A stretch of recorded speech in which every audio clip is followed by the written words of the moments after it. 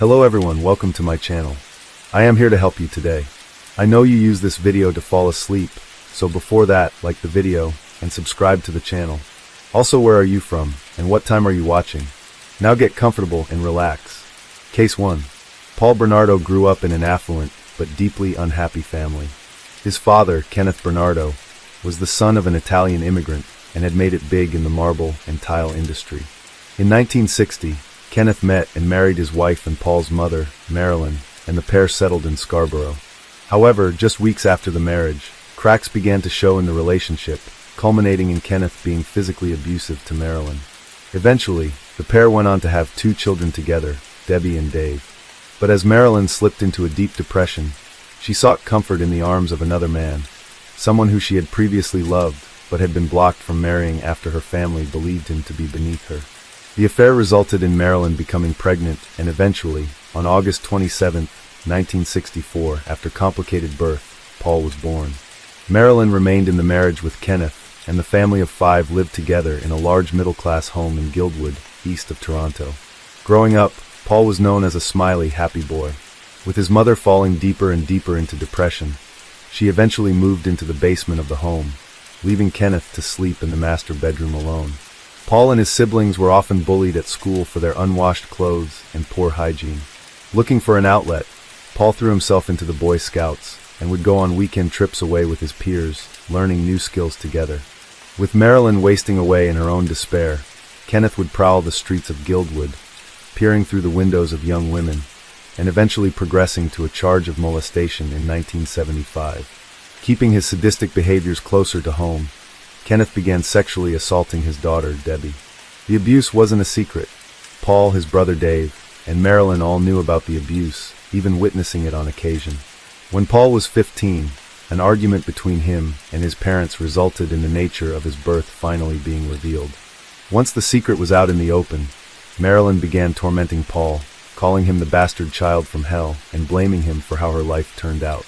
Paul, having had his entire life turned around, did not take the revelation well. He tried desperately to fit in with his peers at school and went to great lengths to hide the depravity he faced at home. By the next summer, Paul got a job as a camp counselor and impressed his employers with how kind he was to the young children he cared for. But Paul was hiding a secret of his own. For years, he had been collecting pornography and had become obsessed with what he had seen. Following in his father's footsteps, he too had begun stalking the streets and peering into windows, trying to catch a glimpse of women undressing. After leaving high school, Paul enrolled at the University of Toronto, where he studied accountancy. During his time there, Paul was popular with young women and would regularly be seen on dates around the campus. However, Paul had a dark sexual appetite. The women he slept with were subjected to scripted, violent sex, sodomy at knife point, and strangulation, all at Paul's insistence.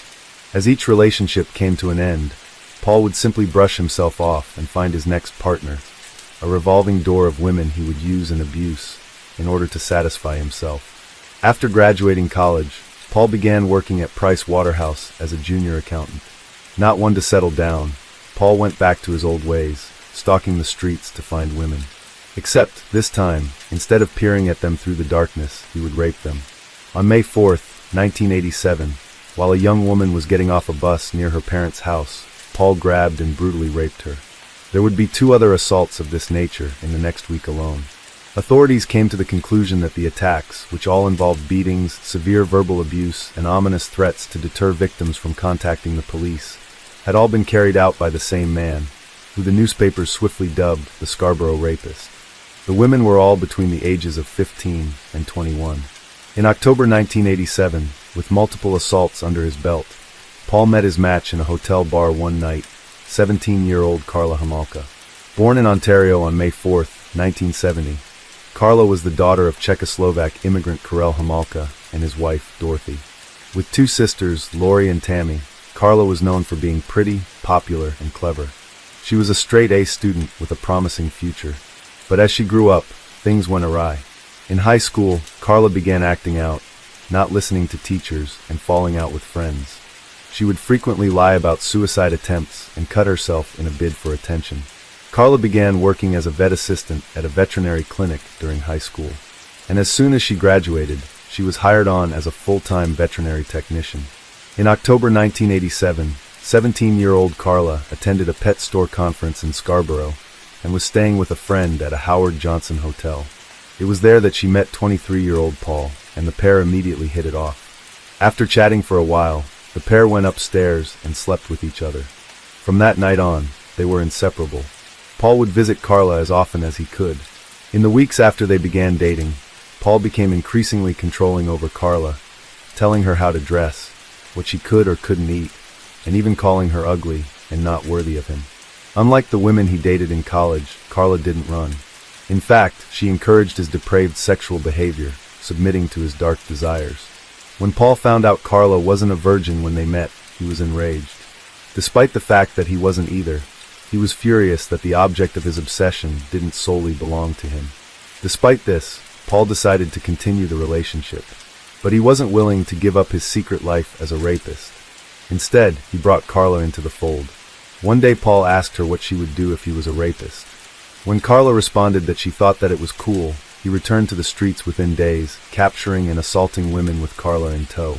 Paul would hide out at various bus stops, waiting for an easy victim to walk past. When they did, he would grab and rape them, usually in bushes. By the end of 1988, he had assaulted or attempted to assault over 13 women, occasionally bringing Carla along to watch. Police desperately tried to solve the case of the Scarborough rapist, collecting evidence from each victim and drawing a composite sketch which they would share among other police departments in the country. Paul was questioned over the rapes twice, but let go with no further action. Getting away with it motivated Paul to carry on his heinous crime spree. By 1990, Paul had lost his job and begun smuggling cigarettes in order to make ends meet. It was during this time that Paul became obsessed with Carla's 15-year-old sister, Tammy. He would sneak into her room while visiting Carla's parents. Now engaged, the Hamalkas took Paul in with open arms, adoring the man Carla had chosen to be her husband.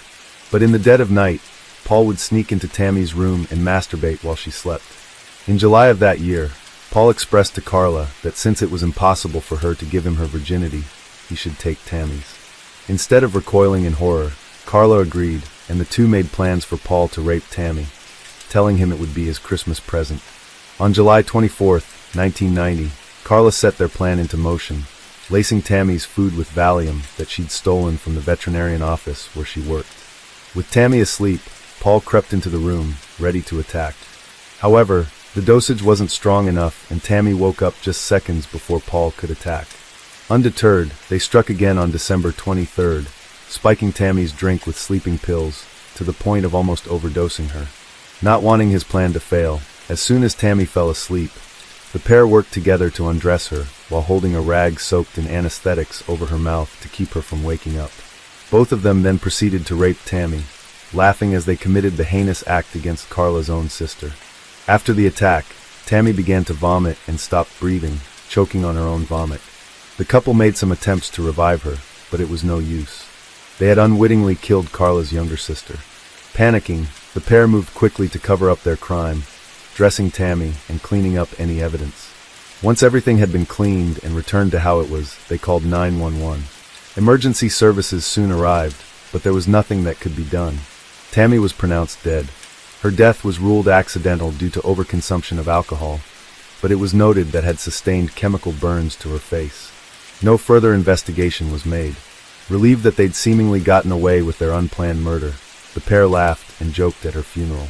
Paul stroked Tammy's hair as she lay in her casket, and sickeningly, the couple put a photo of themselves next to her body before she was buried. After Tammy's death, the pair rented a home together in Port Dalhousie. Here they would reenact 15-year-old Tammy's rape and murder, adding it to their sadistic sexual role-playing.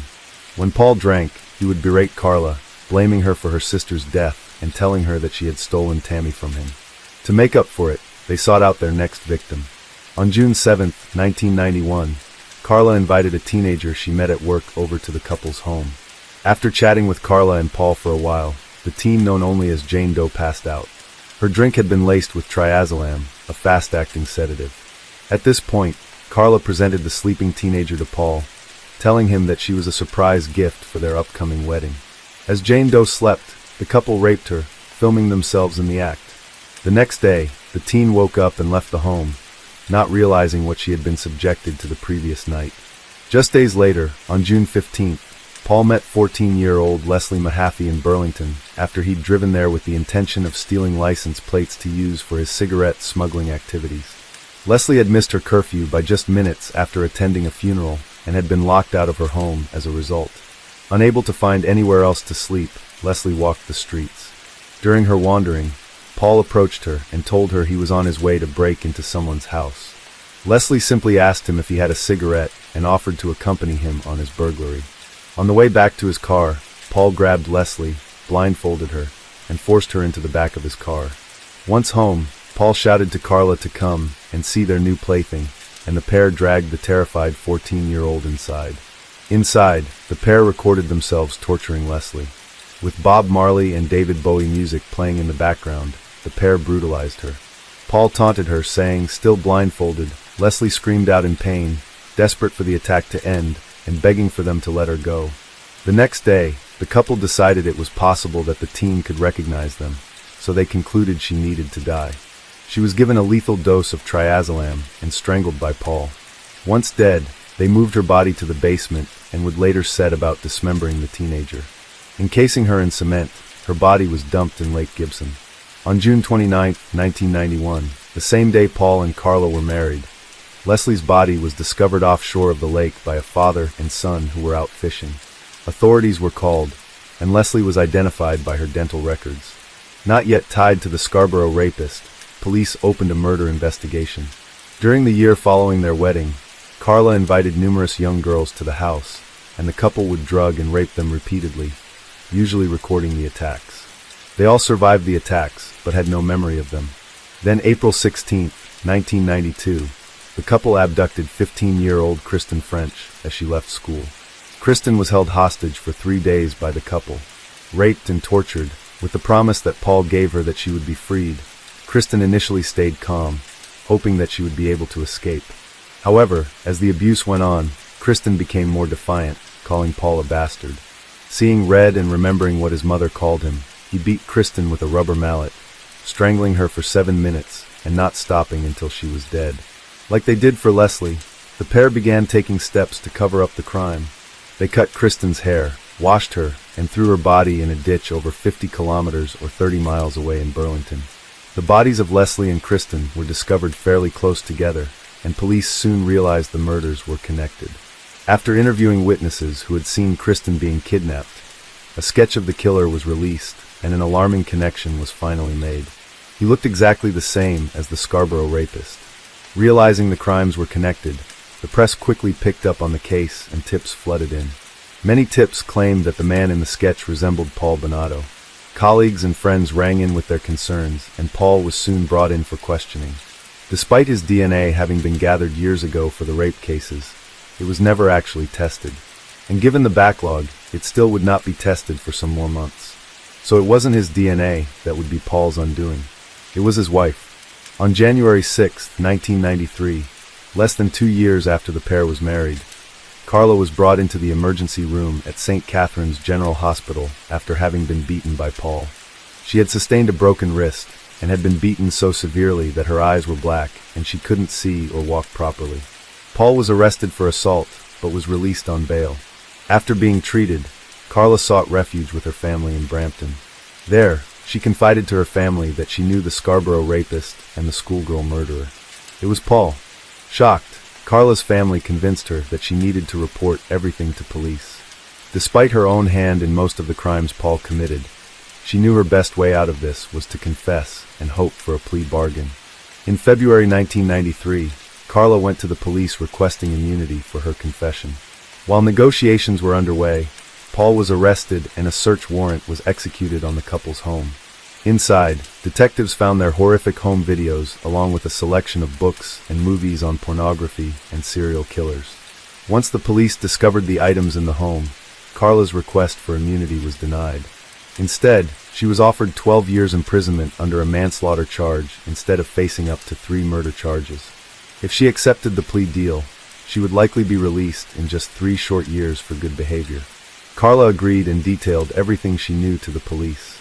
The rapes, the stalking, and the murders of her sister and 2 other teenage girls.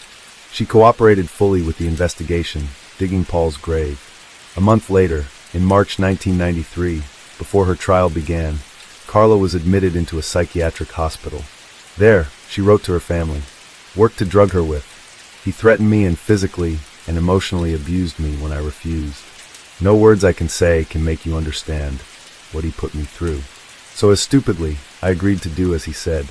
But something, maybe the combination of drugs and the food she ate that night, caused her to vomit. I tried so hard to save her. I am so sorry, but no words I can say can bring her back. I would gladly give my life for hers. I don't expect you to ever forgive me, for I will never forgive myself. The press went wild with the story dubbed the Ken and Barbie killers. The media attention surrounding the case was unprecedented. On trial in June 1993, Carla received the sentence offered during plea negotiations and was sentenced to serve her 12-year term at Kingston Prison for Women. Paul's trial took place 2 years later, in May 1995. After his arrest, Paul consistently challenged the claims made against him. He denied the crimes in police interviews and attempted to place all the blame on his wife. But once the pair's videotapes documenting their crimes were aired in court, his claims didn't hold water. During Carla's trial, the public had been made to believe that she was a battered wife and unwilling accomplice. Being physically and verbally abusive to me at that time, as you know, he kept on pushing and pushing and pushing, and finally I said okay. And thinking that it wouldn't be, it would just be one time. That's it. We shut him up, and he would stop bothering me and stop hurting me. If I didn't turn the water tap off completely, he'd hit me.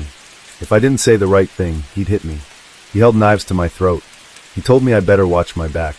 He said, "Always watch your back with me." But once the contents of the videotapes were revealed during Paul's trial, it became undeniably clear that Carla was not only a willing but eager and active participant in the rapes, beatings, and murders. Public outrage across the country regarding the plea bargain was swift. Many felt that the prosecution had made a deal with the devil. Many also noted how the killings didn't begin until after Carla became involved, and even speculated that she may have been the one who wanted the victims killed out of jealousy. But none of that mattered. It was too late. During Paul's trial, various unidentified women who had been attacked or escaped from Paul described their experiences. The prosecution stated that they could not say without a doubt that all victims had been identified, and that there may still be more out there. On September 1st, 1995, Paul Bernardo was convicted of over 30 charges relating to the kidnappings, rapes, and murders. He was sentenced to life with the possibility of parole after 25 years. Carla was released in 2005 and has since remarried Terry Bordelais, her former lawyer's brother. Living under the name Leanne Teal, she lives in Quebec with she and Terry's 3 children. A Facebook page called Watching Carla Hamauka was set up, which tracks her movements around the city. In an interview since her release, she said, "At the time, I was 17 years old. I lacked knowledge. I feared being abandoned. I was desperate for a relationship. I lacked confidence. There are numerous aspects of myself that I was unaware of at the time, but I'm now aware of." As of the making of this video in 2022, Paul is still in prison serving at Millhaven Penitentiary in Eastern Ontario. By February 2018, Bernardo met the requirements for parole. He's made 2 requests for parole since then, and both have been denied. His most recent request for parole was made in June 2021. Paul's plea was denied after just 1 hour of deliberation by the presiding judge. Paul argued his case by saying that he had been without meaningful human contact for more than 10,000 days, and that this had left him feeling stressed and anxious. He affirmed that he was a changed person, and he ironically characterized his punishment as cruel and inhumane. "I am no longer preoccupied with fantasies," Paul said in his parole application. "Without a doubt, I'm low risk. I have fought all deviant sexual behavior for 2 years. After just 30 minutes, his parole was denied. And today, Paul spends most of the day confined in his cell with 1 hour of solitary yard time. Paul is reported to have no meaningful human interaction with other inmates or guards, and the only thing he has to keep himself company are the letters he gets from his disillusioned admirers. In his own words, "I cry all the time." Thank you so much for watching. We hope this video did justice to all the young victims of this heartless couple's crimes. We find it both ironic and perfectly fitting that Paul feels he's being treated inhumanely, and we only wish Carla could have shared in more of that inhumanity. Case 2. This is one of the most perplexing cases to come out of the Philippines due to the various twists, turns, and divided public opinion. It's now considered settled, but let me know what you think. It was a typical Monday morning in Sidio Mohan, Barangay Tisa, in Cebu City. The day started like any other, with the usual hustle of morning commuters. Around 7 a.m., something unusual caught the attention of several witnesses. A large discarded carton box lying conspicuously along the roadside. A security guard from a nearby private subdivision spotted the box. Initially, he dismissed it, assuming it had simply fallen off a courier or delivery van. Others passing by noticed a foul odor emanating from the box, with flies swarming around it. Yet, no one intervened. Fast forward to 1 p.m. A street sweeper on duty decided to move the box away from the road. However, it was too heavy for him to carry alone. Seeking help, he approached the local barangay tanids, or the village peacekeepers. As they attempted to lift the box, its flap suddenly opened, and to their horror, an arm popped out. The street sweeper and the tanid rushed to the barangay hall, their minds racing with what they'd just seen. Captain Ringo Pacana immediately relayed the alarming discovery to the Labangan police station. The police arrived at the scene and confirmed everyone's worst fear. The box contained a dead body. What had been mistaken for discarded garbage was, in fact, the remains of a woman.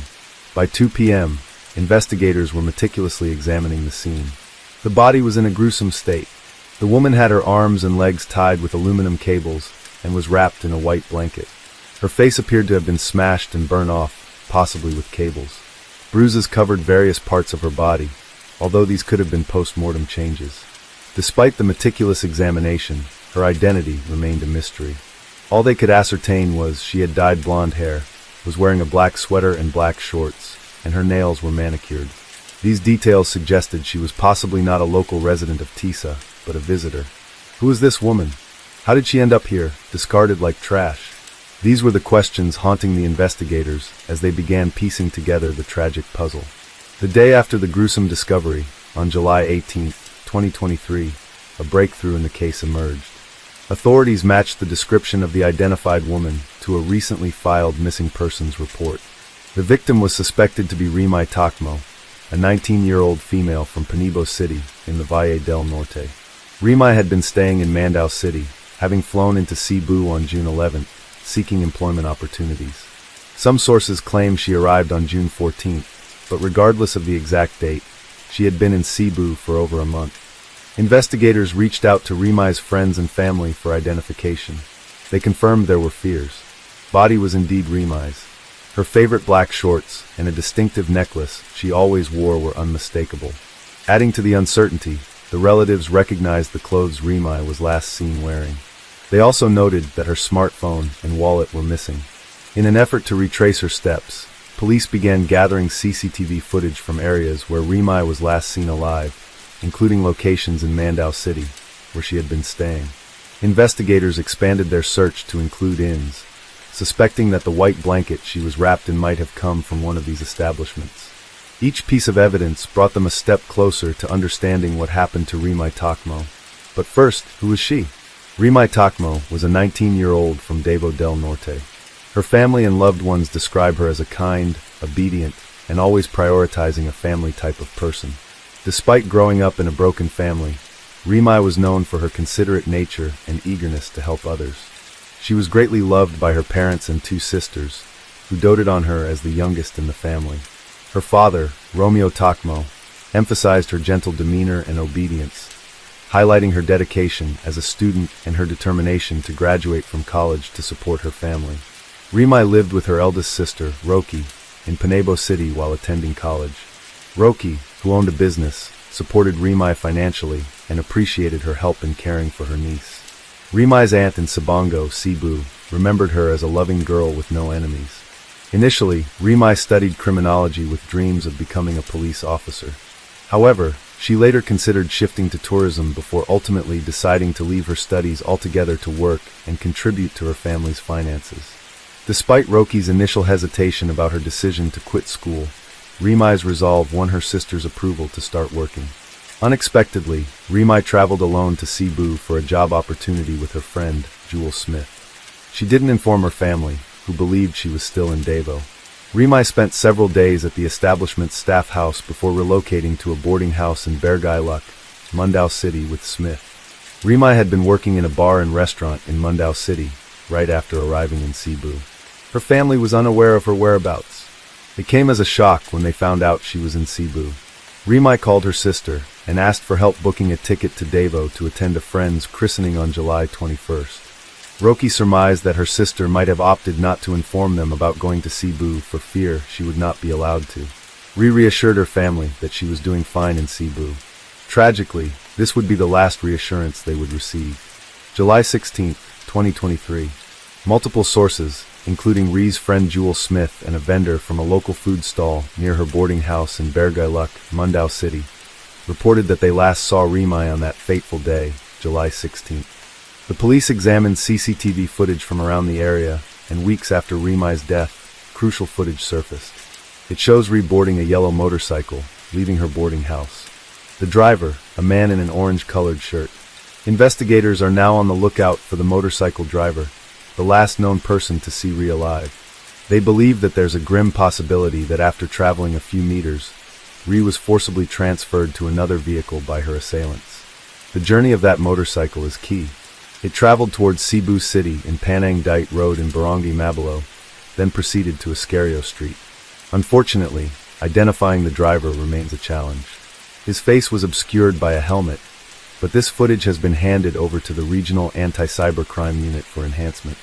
In the initial phase of the investigation, the police had grim suspicions.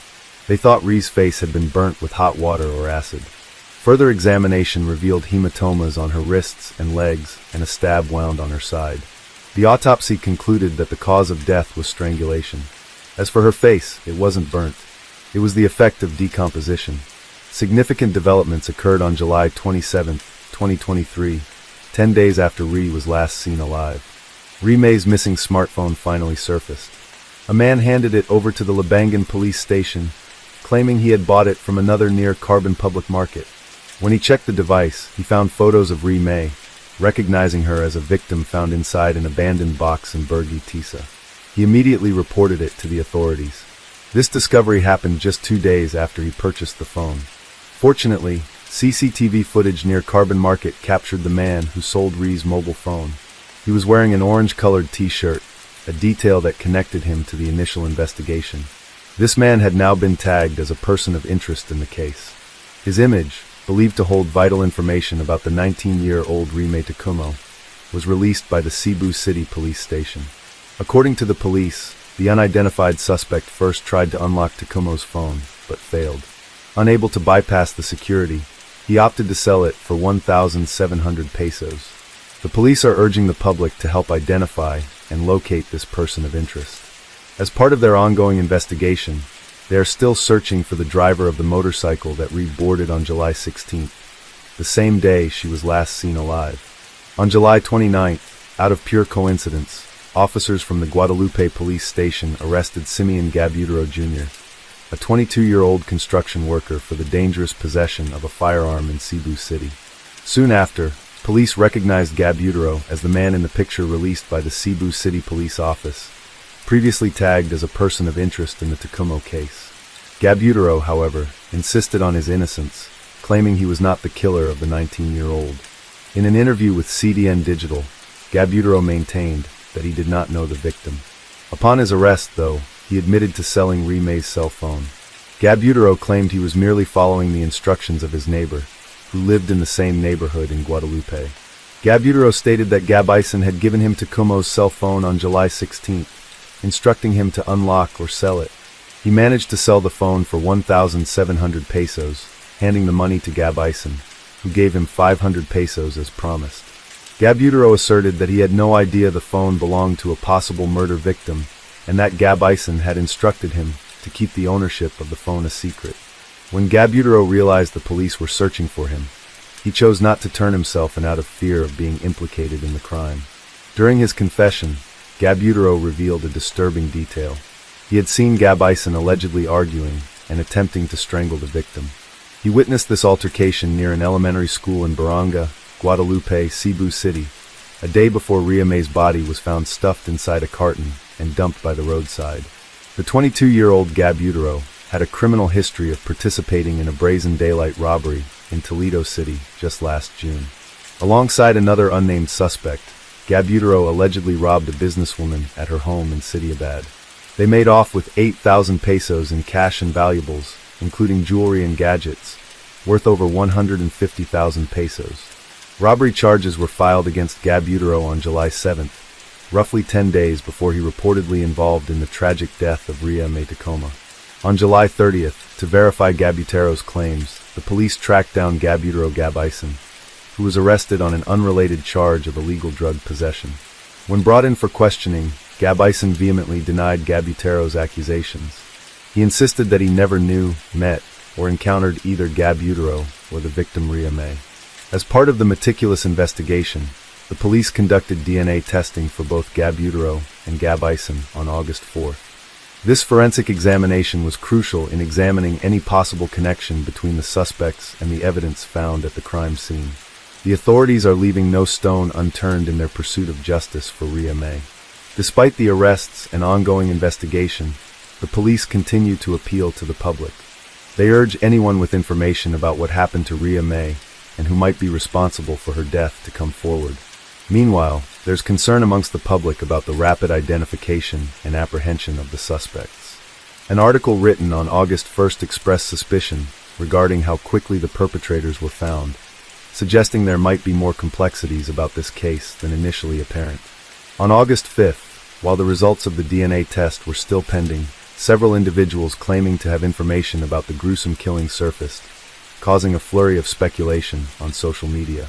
Among the new voices was a taxi driver who, during an interview with a local radio station, recounted an encounter with the passengers carrying a large, empty box on July 17th, the same day Ria May's body was found in Burgatiza. According to the taxi driver, one of the passengers was a petite woman with various tattoos, and she was carrying a large, empty box. She was accompanied by a foreign-looking man. The pair had boarded his taxi at B. Rodriguez Street and were heading to a condominium in Burgatiza.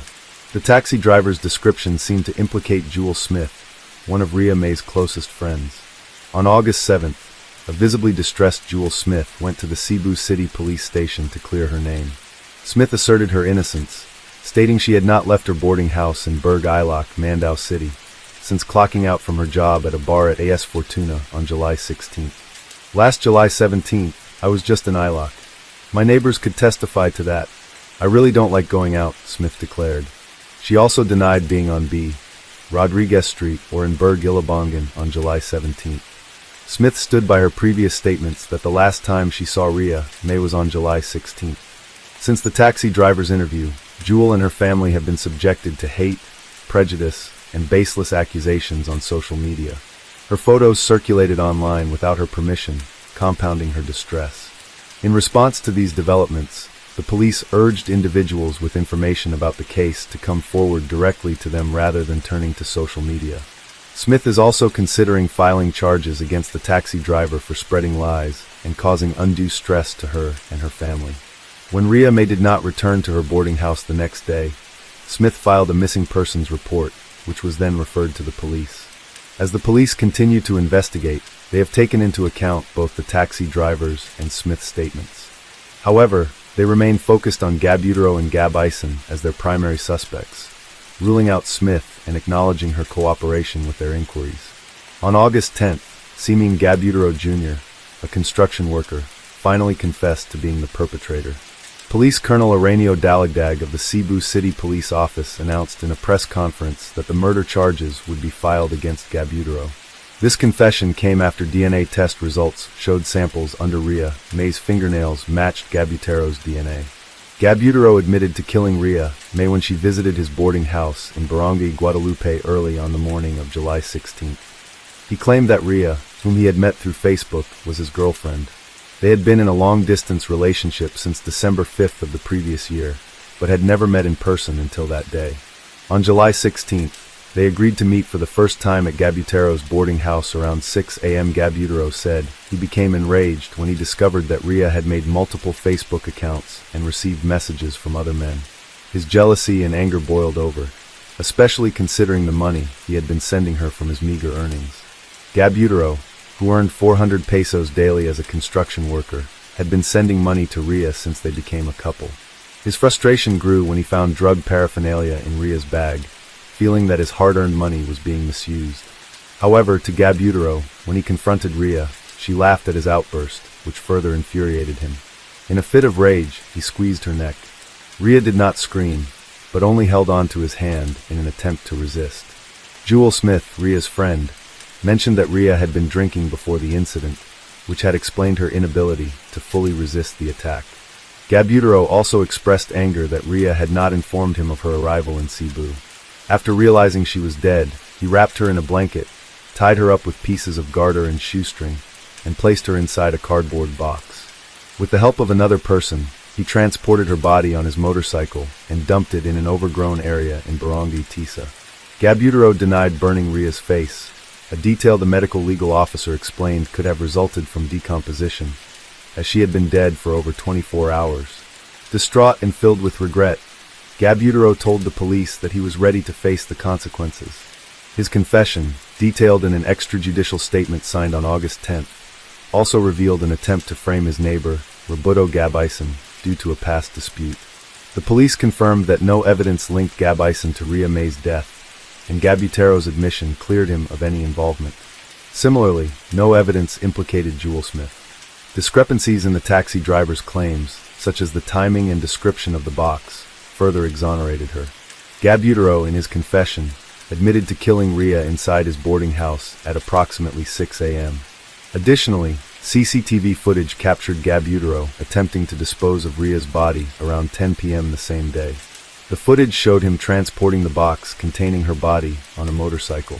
However, Gabutaro has remained tight-lipped about the identity of the backrider who was with him at the time. Despite the confession and mounting evidence, Rhea May's family were shocked and dissatisfied with the outcome. They firmly believed that Rhea was not in a relationship and that the confession tarnished her reputation, adding insult to their grief. Rhea's family has called for a parallel investigation into her brutal killing.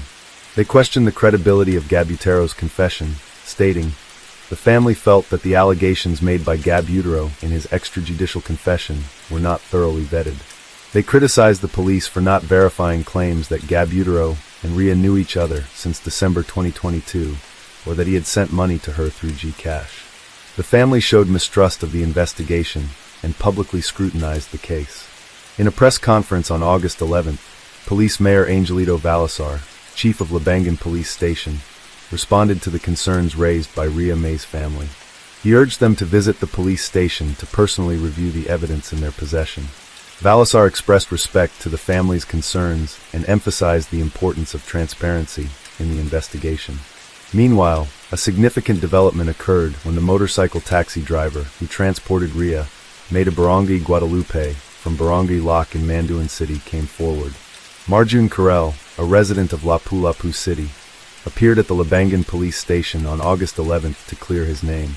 Carrel stated that he recently realized that Rhea May was the passenger he had transported when he recognized his motorcycle in social media posts. He had no intention of hiding, explaining that he simply brought the passenger to Guadalupe for a fare of 300 pesos. On the dawn of July 16th, Carrel took Tacmo from Barangay Loc to Gabutaro's residence. He even had to ask for directions from people on the streets. Quote, "I only found out yesterday, Thursday, August 10th, that my passenger had passed away. I knew there was a murder, but I didn't know that she was the passenger." This confirmation corroborated Rhea May's presence at Gabutaro's home prior to her death. Adding to this, Gabutaro's mother also confirmed Rhea May's presence at their place. She explained that she had left her apartment before Rhea May arrived because Gabutaro had told his family to leave as he would be having a female guest. When she returned an hour later to cook breakfast, she knocked on the door at 6 a.m. and found Gabutaro alone and sweating when he answered. Later that evening at 7 p.m., she discovered a carton box and questioned Gabutaro about its contents. He claimed it was filled with clothes. At 10 p.m., Gabutaro asked his younger brother to help him move the box, still insisting it contained clothes. On August 14th, the police presented the evidence recovered to Rhea May's relatives, proving that Simeon Gabutaro was behind the killing. This evidence included a black jacket Gabutaro wore, the red helmet and white jacket worn by his younger brother when he disposed of Rhea May's body, as well as Gabutaro's bag and the shirt he wore when he sold Rhea May's cell phone. In a sworn statement, Simeon's younger brother recounted their journey. They were headed to Sitio Mohan, carrying a cardboard box that Simeon claimed held clothes. Little did the boy know he was partaking in the disposal of a body, which was found the following morning on the roadside of Mohin. The evidence began to stack up. CCTV footages, witness statements, and forensic evidence all pointed in one direction, towards Simeon Gabutaro. Police Mayor Angelito Balasar, the chief of the Labangan police station, confirmed that the recordings matched the timeline and actions described by Simeon's brother. The chilling truth was becoming undeniable. The wheels of justice began to turn. Cebu City Police Officer, Director Colonel Ironio Dalagdag, announced that the murder case against Simeon Gabutaro would proceed once all the necessary documents were in order. The victim's father, Romeo Tacmo, expressed his gratitude towards the police for their swift action in solving his daughter's murder. For Ria May's family, the pain was unbearable. Her sister, Roche Tacmo, Paul Bakken, and Grace Tacmo, initially filled with disbelief and sorrow, were eventually convinced of Gabutaro's guilt. This conviction came after reviewing the evidence and hearing explanation. Their trust in the system brought a semblance of closure, though the wound of loss would never truly heal. Further sealing Gabutaro's fate was a neighbor's affidavit. The neighbor had seen Simeon on July 17th with several nail scratches on his arm. This observation aligned perfectly with the findings of the PNP forensic unit. They theorized that Ria May, in a desperate struggle for her life, had clawed at her attacker, leaving behind crucial DNA evidence under her fingernails. Tests confirmed that this DNA matched Gabutaro's. On September 1, 2023, from his detention cell at the Labangan police station, Simeon Gabutaro reiterated his confession, speaking directly to reporters. He said, "I killed Ria May Tacmo. I was not forced to admit it." A woman, known only by the alias Bianca Lee, took to social media and a radio show on August 31st, accusing Ria May's friend, Jewel Smith, of being involved in her killing. But Gabutaro stood firm, stating he had never met Smith, and these allegations were baseless. This once again prompted Police Major Angelito Balasar to address the public directly.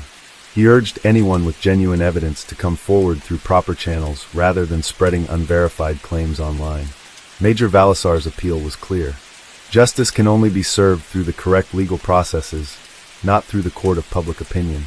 Meanwhile, lawyer Ruffold Bannock, station manager of radio station DYHP, offered a reward of 100,000 pesos for any substantial evidence Bianca Lee claimed to have. However, no such evidence has surfaced, leading many to question the veracity of her statements. Gabutaro's steadfast admission faced skepticism, with some alleging he was coerced to protect more influential figures. Major Balasar countered these claims, emphasizing the transparency and integrity of the investigation. Representatives from the Commission on Human Rights were present throughout, ensuring no force were used during Gabutaro's confession. The legal machinery continued to move forward. On August 18, 2023, murder charges were officially filed against Gabutaro and his 15-year-old brother, who had admitted to aiding and disposing of the box containing Ria May's body. Despite the younger brother's lack of knowledge about the box's contents, his involvement in the disposal led to the charges. Major Balasar expressed confidence in the strength of the case against the Gabutaro brothers. He asserted that even if Simeon attempted to retract his confession, the overwhelming evidence gathered would uphold the charges. Amidst this firestorm of speculation and social discussion, we must remember it's a young woman who wanted to support her family, and who had a full life ahead of her who lost her life. But the case of Ria May Tacmo stands as a testament to the dedication of the law enforcement official, who despite heavy criticism, doubt, and controversy, worked tirelessly to seek the truth. Case 3. A visibly nervous 73-year-old man arrived at the hospital with what medical staff originally assumed was his daughter. But as doctors examined the girl, they were silently horrified. The girl looked old enough to be the older man's wife instead of his daughter. Her skin was nearly void of color, and the few teeth she had remaining were rotten and barely hanging on. Their horror was magnified when they learned the girl was actually his granddaughter, and that she was just 19 years old. But the shock that the medical staff and police felt at that point would pale in comparison to what they would soon learn were the circumstances that led to what they were seeing. In the words of the victim, "No one is going to believe me." After 24 years of captivity, over 3,000 rapes, and 7 children fathered, today we're talking about one of the most infamous kidnappings in history, involving one of the longest times spent in captivity. There have been cases of children being kidnapped and stowed away in secret basements before, but the planning and extensiveness of this case is exceptionally disturbing. Joseph Fritzl was an only child. He was born on April 9, 1935 in Amstetten, Lower Austria, to parents Maria and Joseph Fritzl Sr. Fritzl Sr. was a severe alcoholic who abandoned Maria and Joseph when Joseph was just 4 years old, leaving him to be raised alone by his mother. Fritzl Sr. ultimately died in battle during World War II, fighting for the armed forces of Nazi Germany. His name appears on a memorial plaque in Amstetten. In 1956, 21-year-old Joseph Fritzl married 17-year-old Rosemary. At the time, Joseph was a well-known and respected electrical engineer. In 1967, just over 10 years after the couple had been married, Joseph's deviant behavior began to come to light. Joseph broke into the home of a 24-year-old nurse and raped her at knife point. He was arrested and served 12 months of his 18-month prison sentence before being released. Joseph was also named as a suspect in the attempted rape of a 21-year-old and also had a history of indecent exposure. Despite the conviction and his history, Joseph and Rosemary's marriage continued. They would go on to have 7 children together, 3 sons and 4 daughters. In 1966, Joseph and Rosemary welcomed their 4th child, Elizabeth, having had 2 other daughters and 1 son before her. Elizabeth's childhood was a struggle, to say the least. Joseph's toxicity permeated their day-to-day lives, with he and Elizabeth getting into frequent arguments that would result in her getting beaten. The beatings were not exclusive to Elizabeth, as Joseph was abusive to his wife and all of his children. Elizabeth received the majority of the beatings because she was one of the only ones willing to stand up to her authoritarian father. Aside from Joseph being physically abusive toward her and her siblings, he also began sexually abusing Elizabeth from the time she was 11 years old. After completing her government-required education at age 15, Elizabeth began a course to become a waitress. But before she finished, she decided she'd suffered enough of the abuse she was receiving at home, and in January 1983, she and a friend from work ran away from home to Vienna. Police found her within 3 weeks and returned her to her parents. Upon her return, she continued the course she was taking to become a waitress and was ultimately offered a job in the nearby city Linz. Elizabeth thought her life was finally about to change for the better. Unfortunately, nothing could be further from the truth. Knowing that Elizabeth would soon be bound for Linz and completely out of his control, it was time for Joseph to execute his long-awaited plan. On August 28, 1984, shortly after Elizabeth turned 18, Joseph lured her into the basement of the family home by lying and telling her he needed help carrying a door. In reality, for the last 6 years, Joseph had been building what he told his family was an underground fallout shelter. While some might think this to be a bit suspicious, the Cold War between the United States and the USSR was raging on, and the lingering threat of nuclear warfare was always looming. So building a nuclear fallout shelter in your house was not uncommon. But Joseph was not building a fallout shelter. The shelter was simply his cover story. On that August night, Elizabeth was about to find out what he was really building when she helped her father secure the final door to the area. She held the door in place while he attempted to secure it, shortly before slamming it in her face and knocking her backward into the shelter, or more accurately, the prison. He ran in with an ether-soaked towel, covered her mouth, and waited for her to fall unconscious. This would be the beginning of her new life, a life of living separate from society, barely kept alive by her captive father. The prison was a cramped but cleverly planned room, hidden behind a small square entrance that featured an elaborate keypad lock that Joseph guaranteed only he could operate. On top of that, even getting to the final entry door of the room required getting past, not 1, not 2, but 8 locked doors within the elaborate labyrinth that Joseph had meticulously planned and built. Upon Elizabeth's disappearance, Joseph and Rosemary reported their missing daughter to the police. Joseph told the police she had run away to join a cult, and that he suspected this was coming when he noticed her growing interest in the occult. However, he was the only one that seemed to think Elizabeth had any interest in cults, as Rosemary and other family members saw such signs. However, police did confirm the previous report where Elizabeth had run away with her coworker, and because of this, they suspected she had indeed simply run away again. The theory was backed by a letter from Elizabeth, which Joseph forced Elizabeth to write, where she explained that she was tired of living with her family and warned her parents to not look for her or else she'd leave the country. The letter was the final piece that convinced the police that Elizabeth left voluntarily, so they closed the case. Meanwhile, Joseph visited Elizabeth in the underground prison almost daily to bring her food and other supplies. Beginning on her second day of captivity, he also visited almost daily to rape her, sometimes several times per day. Later, Joseph would admit that he distanced himself from what he was doing by never looking Elizabeth in the face when he raped her. After 5 years of Elizabeth living alone in the prison, during which time Joseph would hardly ever even speak to her, the babies started to come.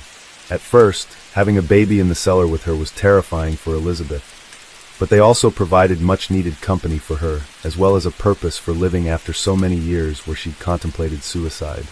Over her 24 years of captivity, Elizabeth gave birth to 7 children by her father. For reasons still unclear, 3 of those children were chosen by Joseph to live openly upstairs with him, his wife, and the rest of the family. Joseph achieved this by placing all 3 of the children on the family porch at different points along with more letters he'd forced Elizabeth to write. In the letters, she'd state that she was dropping the children off for her parents to take care of because she couldn't handle the responsibility. Of the 4 children relegated to live with Elizabeth in the basement, one of them was born with respiratory issues, and he died shortly after birth. The other 3, Kirsten, Stefan, and Felix, remained in the dungeon with Elizabeth. Elizabeth was refused medical attention and was forced to give birth to all 7 children in the basement without any medical assistance. To prepare for them, Joseph provided Elizabeth with disinfectant, a dirty pair of scissors, and a book on childbirth from the 1960s. When Michael, the child with respiratory issues, died, Joseph cremated his body in their oven. Social workers were called to their residence on multiple occasions, considering the way the children were all supposedly left at the door, and Joseph convinced them all of his story. There were, however, several indications that something was awry. When the second child was left on the Fritzl's doorstep, it was Rosemary Fritzl who discovered the child. She reported to a social worker that just before midnight, she heard a baby crying outside the door. She opened the door to find the child laying there in a baby carriage. Just then the phone rang. She answered it, and someone claiming to be Elizabeth was apologizing for leaving her child on their doorstep. Rosemary immediately recognized that the call was a recording and not a live person, so she hung up. But the phone rang again immediately. When she answered the second time, the same message was replayed. In addition to the recording being a concern, Rosemary also noted to the social worker that she found the call odd since they had recently changed their home phone number, and no one should have known the new number at that point. In hindsight, others also noticed signs.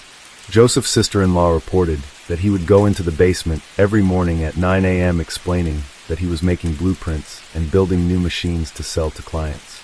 But he warned that no one was ever to bother him or come down into the basement while he was working. The Fritzls also rented out a bedroom in their home, which happened to be directly above the basement. One of the tenants reported he would hear noises at night and would bring his concerns to Joseph. But Joseph would always assure him it was nothing more than faulty pipes and house-settling noises. Another tenant who lived there over a 4-year period noted that his dog would randomly become alert in the middle of the night, sniffing and growling at seemingly nothing. The tenant would look around the house to find whatever his dog was suspicious of, but never found the cellar door or anything of concern. But neither his wife, his family, nor any of the multitude of tenants over the years harbored enough suspicion to report any of Joseph's peculiar actions. Even as he spent more and more time in the basement, was living in a separate area of the home apart from his wife, and would often spend the night in the basement claiming that he was actually away on business trips. Tenants even noticed him bring bags of groceries, building materials, appliances, and furniture into the basement, but still didn't arouse enough suspicion to report anything. Despite the unfortunate circumstances surrounding the births of her children, Elizabeth loved and cared for the 3 children that lived with her as well as she could.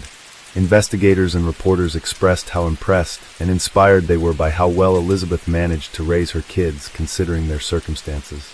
Elizabeth requested that Joseph bring her books regularly so she could teach the children to read and write, and she made sure they learned about the outside world and its culture through the television and radio that Joseph allowed them to keep downstairs. In 1994, after Elizabeth gave birth to a 4th child, Joseph allowed the cramped 380-square-foot prison to be extended to 590 square feet, or just over 50% larger. Once the concealed prison was expanded, it would contain a narrow 16-foot corridor, a storage area, 3 small open cells connected by narrow passageways, 2 sleeping areas equipped with 2 beds each, bathroom facilities, and a basic cooking area. The ceilings were so low they only reached between 5 feet 6 inches, in some areas up to 6 feet at their highest point, a condition that would cause walking problems for Stefan, who ultimately grew to 5 feet 8 inches, but would have to stoop to walk nearly all the time. To achieve the extension, Joseph forced the underground family to dig the walls with their bare hands. He warned them that touching the inside of the cellar door he came down from would electrocute them, and that if they ever tried to escape, they would instantly be gassed. While police confirmed that there was no gas supply to the basement, and that this was likely a threat to scare the family, Joseph punished them in other ways for even the smallest acts of disobedience. On top of the repeated physical and sexual abuse as punishment, he would shut down all the power to the cellar or refuse to bring any food or water, forcing Elizabeth and later her children to live hungry, thirsty, and in total darkness for days at a time. On the 19th of April in 2008, the hellish prison would only be the home of Elizabeth and her 3 kids for 1 more week. On that day, 19-year-old Kirsten, one of Elizabeth's 3 children still with her at the time, fell unconscious. For the first time ever, Joseph heeded to Elizabeth's request that medical attention was necessary. So he allowed Elizabeth outside to help him carry Kirsten to the car. It was the first time she'd seen the outside world in 24 years. Once Kirsten was in the car, Joseph locked Elizabeth back with the other children in the dungeon, then proceeded to the local hospital.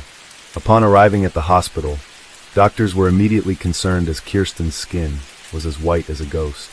It was so white you could easily see her veins, and some noted that it was nearly transparent. Obviously confused by this, the doctors asked Joseph for the girl's name to look up her and her family's medical history. But to their surprise, Kirsten's name was nowhere to be found in the database. She seemingly didn't exist before now. Upon examination, doctors found that Kirsten was in serious condition, suffering from life-threatening kidney failure on top of several other medical issues brought on by a vitamin D deficiency. Joseph frantically told the doctors that Kirsten was one of his granddaughters. Her even younger than previously assumed age heightened doctors concern even more, and they insisted to Joseph that they get in contact with the mother so they could figure out what was going on. The doctors were growing increasingly suspicious of and irritated by Joseph, as he refused to answer almost all important questions or simply danced around them. As their suspicions about Joseph's story mounted, they decided to alert the police on April 21st. In an attempt to contact Elizabeth, the police broadcast a public appeal for her to come forward to provide Kirsten's medical history. They reopened the file on Elizabeth's disappearance from years prior. Joseph stuck with his story that Elizabeth had run away with a colt, and even produced yet another letter that he'd forced her to write from January of that year, which was postmarked in the town of Kemeton. Police contacted an expert on colts who was highly suspicious of both the seemingly dictated and oddly written letter, as well as the supposed colt, which he felt didn't exist. In the meantime, Elizabeth begged Joseph to allow her to go to the hospital.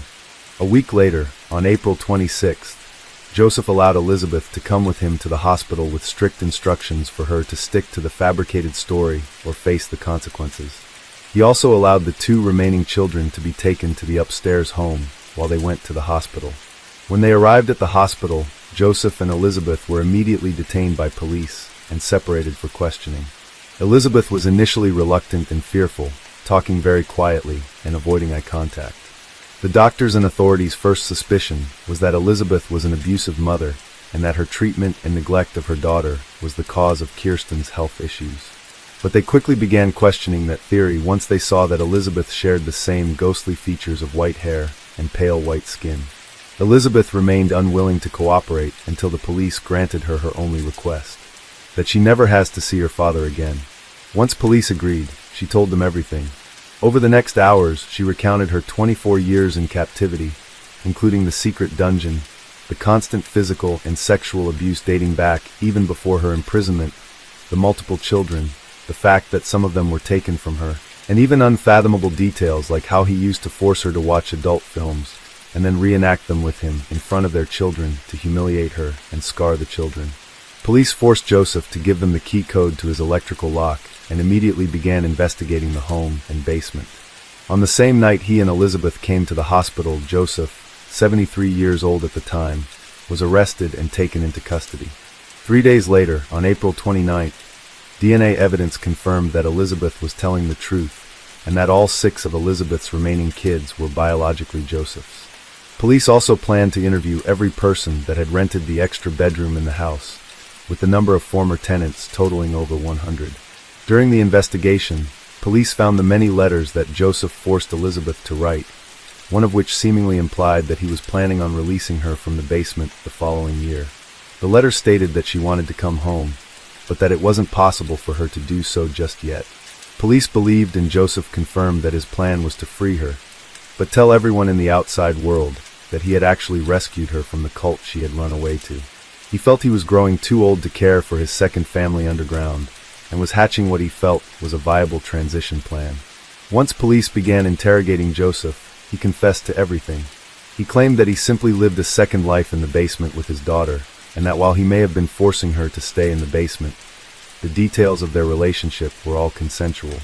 He claimed that the media painted him out to be a monster, but that in reality, he and his second family enjoyed spending time together, and he had a good relationship with Elizabeth and their kids. Despite these false claims, he does admit that something in him was aware that everything he was doing was wrong, but he became so used to his secondary life underground that he didn't care. He acknowledged that what prompted him to keep Elizabeth locked up in the basement is that she no longer adhered to any rules in her teenage years, and that he needed to keep her safe from the outside world by force if he thought necessary.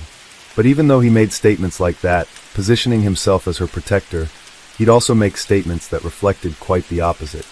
He admitted that the decades without sunshine or medical and dental care caused a profoundly negative effect on his daughter's health, stating, "Elizabeth remains strong. She never complains, even as her teeth slowly rot and come out of her mouth one by one. She suffers day and night with unbearable pain and can't sleep." By the time Elizabeth had arrived at the hospital that fateful day, each and every one of her teeth had excruciatingly rotted out of her mouth. Joseph admitted that the reason he wanted to force Elizabeth into carrying all of these children is because of his obsession with being in control. He wanted to own Elizabeth like a piece of property and made sure that he could do so in every way possible. On the off chance she escaped his dungeon of horrors, he was hoping he could get her pregnant as many times as possible so future partners would be scared off by the large number of children she had, and she'd hopefully be led back to him out of desperation. During Joseph's prison stint for his earlier rape conviction, he admitted that he planned to lock his daughter up so that he could contain and express his evil side. After his arrest, analysts reported that he stated, "I was born to rape, and I held myself back for a relatively long time. I could have behaved a lot worse than locking up my daughter." Analysts surmised that Joseph's deviant behavior was likely fueled by his upbringing by a toxic mother and father who abandoned them.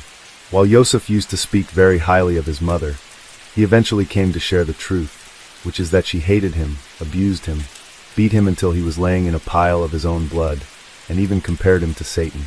Despite his fear of his mother, he actually let her move into the house with him and Rosemary back in 1959. But at that time, the roles became reversed, and his mom was facing Joseph's abusive personality on a daily basis. This all culminated in Joseph locking her up in the attic and telling everyone that she had died all the way up until she actually did. Police now think that he could have held his mom prisoner for about 20 years before dying in his captivity.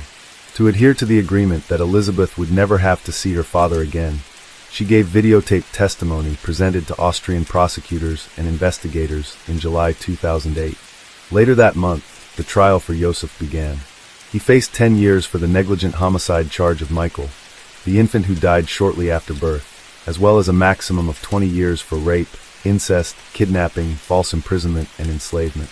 On the first day of the trial, Joseph pleaded guilty to all charges except for the negligent homicide and grievous assault, brought on by threatening to gas his captives if they disobeyed him.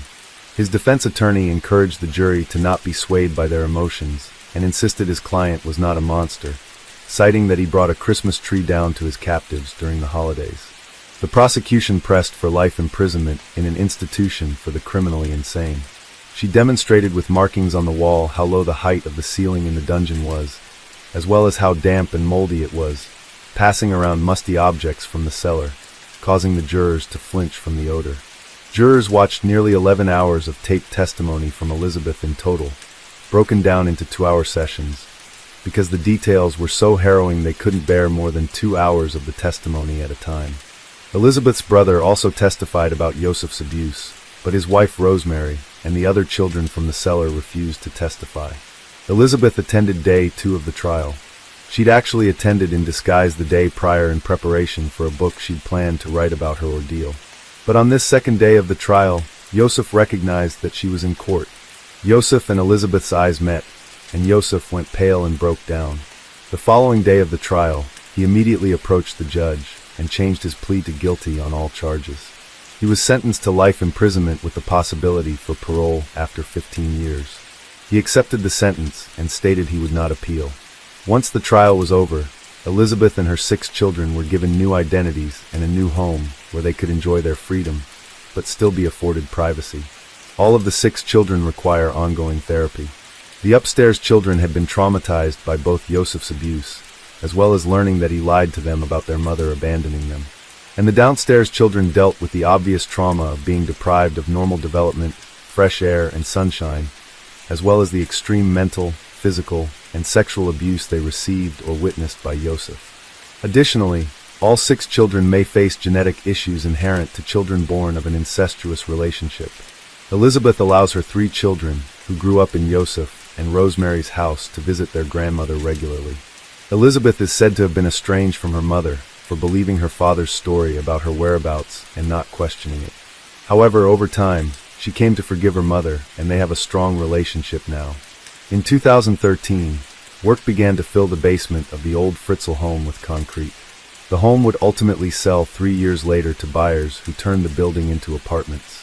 Josef Fritzl was remanded to a special prison unit for the criminally insane in Austria's Kremstein prison, where he is to serve out his sentence.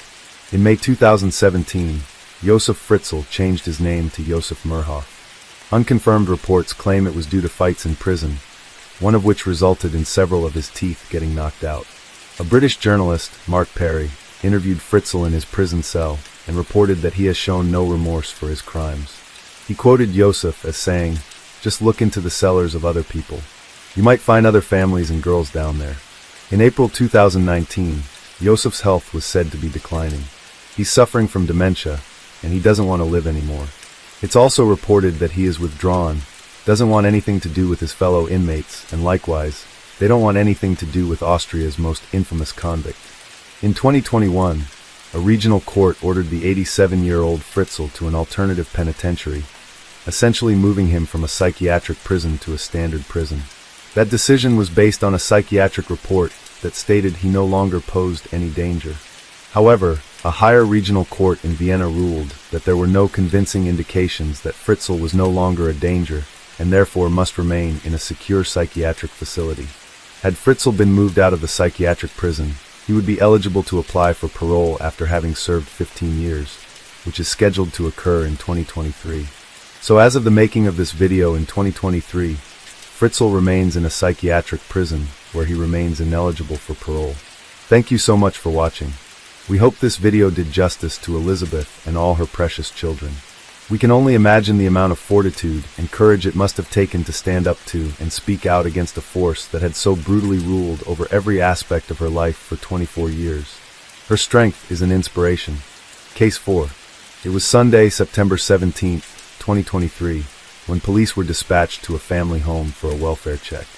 The call came in at 8:43 p.m. Zoraida Bartholomew, 32 years old, hadn't answered her mother's phone calls all day. This was unusual. Her mother always checked in about the kids, and Zoraida was quick to respond. But this day was different. To make matters worse, Zoraida's husband, 38-year-old Alberto Rolón, hadn't shown up for his 6 a.m. shift that morning either. 2 alarming details from a couple known for being responsible and reliable. As officers approached the house, they discussed the family, a household of 4, including 2 young boys, 10-year-old Adriel and 7-year-old Diego, and 3 dogs. But something about the scene struck them as odd. In a home with 3 dogs, you'd expect barking or some movement. Instead, there was nothing but dead silence. The family moved into the home just a few months earlier, a beautiful property with a backyard, the neighborhood of Romeoville, a southwestern suburb of Chicago. Zoraida's mother, deeply worried, had requested the welfare check. Zoraida's brother was also on his way to check on her. In hindsight, It might have been a blessing that the officers arrived first. What they discovered inside would haunt any family member. The arrival of the officers immediately knew something was wrong. The lights were off, the house was unusually quiet, and no one was responding to the door. The officers peered through several windows with their flashlights. Romeoville, 327, can we get another unit to Camden, please? Everything's 10 to 4. No, we're gonna go on that side. There's a gate over there. Hey, hold on. Are you looking as well? Oh, that's all the shit. Here, wait, keep shining. Oh, wait. Lights are all off. Freaking out. There's a. Go in the backyard real quick. Furthermore, keep an eye on that garage, yeah? I want to try that door real quick. See if you can speak in the back. Is that one alright? Yeah. I'll go with this one. This one was open. I need more units here. Need more units, yeah. Hold this. I got 2 dead dogs. He was knocked over and a cop knocked over in the front room. They made a decision to enter the house. However, they had to proceed with caution, as they didn't know who or what might still be inside. I'm waiting for at least one more to make entry. One officer retrieved a riot shield as a precaution. We're going to make entry through the back door. You go grab the rifle. Yeah, I'm going to be your lethal cover, Ron. He later handed the shield to another officer and grabbed his rifle. No worries, I'm going to force entry from the back. Cover, please. I don't know if anybody's in there or not. Hey, you know what? Hey, one of you guys hold the front. We're on the other side, George, right? No, not that I know of. Here we go. Hey, Ron. Yeah, here's what we're gonna do, okay? I'm gonna boot in. We're gonna go nice and slow, alright? Drake, you stay behind me. You stay in the back of the stack. You watch our 6 as we move through the house, okay? Corey, come up here and cover this door. This window. Cover the window. What do you see, Corey? How many dead dogs you got? We got 1 dead dog right here. We got a 2nd dead dog. I got him. I got him. Why don't you check the door handle first? Once inside, they discovered a horrifying scene. All 3 family dogs were dead, each shot in the head. The dogs had clawed desperately at the front door in their final moments, trying to escape. The husband, Roland, was found next. He was lying dead in the hallway, multiple bullet wounds in his body, and a pool of blood surrounding him. He had been shot in the back, suggesting he was trying to run. The most horrifying discovery was made in the bedroom. The door had been kicked open, and evidence of a struggle suggested Zarita had tried to fight off her attacker, or attackers, before being overwhelmed. She was found with her hands covering her face in a final gesture of terror, shot multiple times, and left in a pool of blood. The most heartbreaking of all was the fate of the couple's 2 young boys, too innocent to have caused anyone harm. They had been murdered in their beds. Zarita must have done her best to protect them before she was overpowered. Shell casings littered the house, as though the murderers were carried out quickly and violently. The execution-style killing suggested the perpetrator knew exactly where to go and who to target. No one was spared, not the children, not the pets. The killers had left a message, the letter F spray-painted on the walls. Could this have been a drug cartel hit deep in the American Midwest? Such brutality was not expected in an otherwise peaceful neighborhood. When Zarita's brother arrived, he was stunned by the police presence and devastated by the news. He now had the heartbreaking and daunting task of informing their mother that her daughter's entire family had been murdered in cold blood. There's no right way to deliver such news. It's unimaginable what that moment must have felt like. Initially, investigators wondered if this was a murder-suicide, since Roland was not found in the bedroom with his wife and children.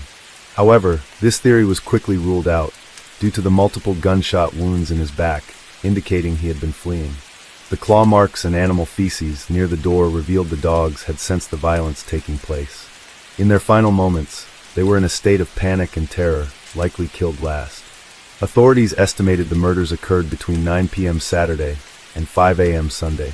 They believed the attack was targeted, meant to send a clear and brutal message. People's response. The family members were devastated. No one could fathom who could commit such a heinous act. Both Roland and Zarita held decent jobs, were not in financial trouble, and had no history or involvement with drugs or gangs.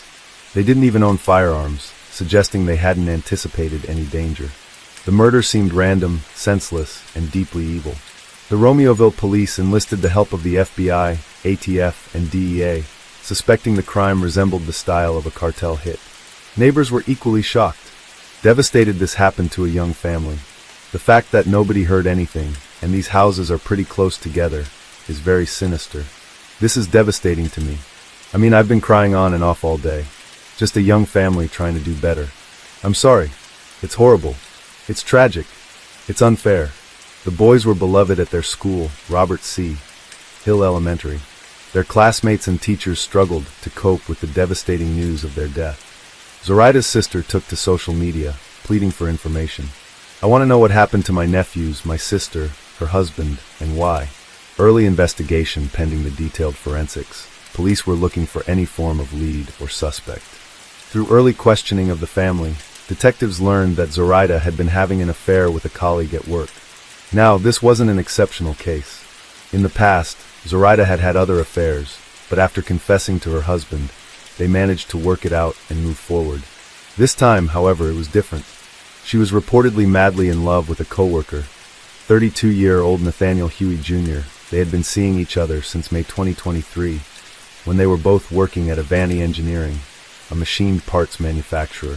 Zoraida had confided in her sister that Huey was her soulmate. She was the Juliet to his Romeo.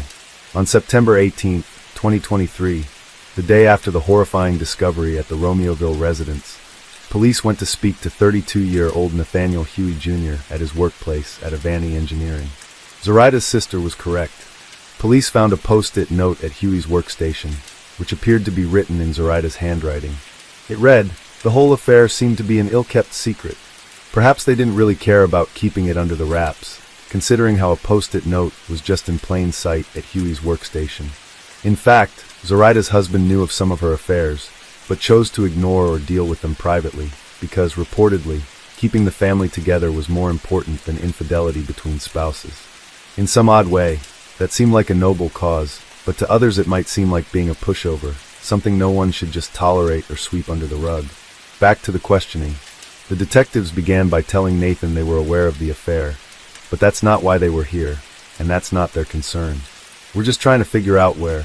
Alright, what kind of car do you drive? Like a SUV? So, and you said you've never had contact with her husband? Like he's never sent you a message, or called you or contacted you? No. Alright, so your first name's Nate. What's your last name? Can you spell it for me? Is it Nathaniel? What's your birthday? I don't remember anymore. I'm not trying to ruin your marriage or life. So I'm not like, I'm gonna, I'll try to keep this if we can, so I'm just with us in this room talking, but we're trying to figure out what happened at that house. Did she say her husband cheated on her, or did she say she never even passed or anything? And I gotta ask, do you have anything to do with this? No.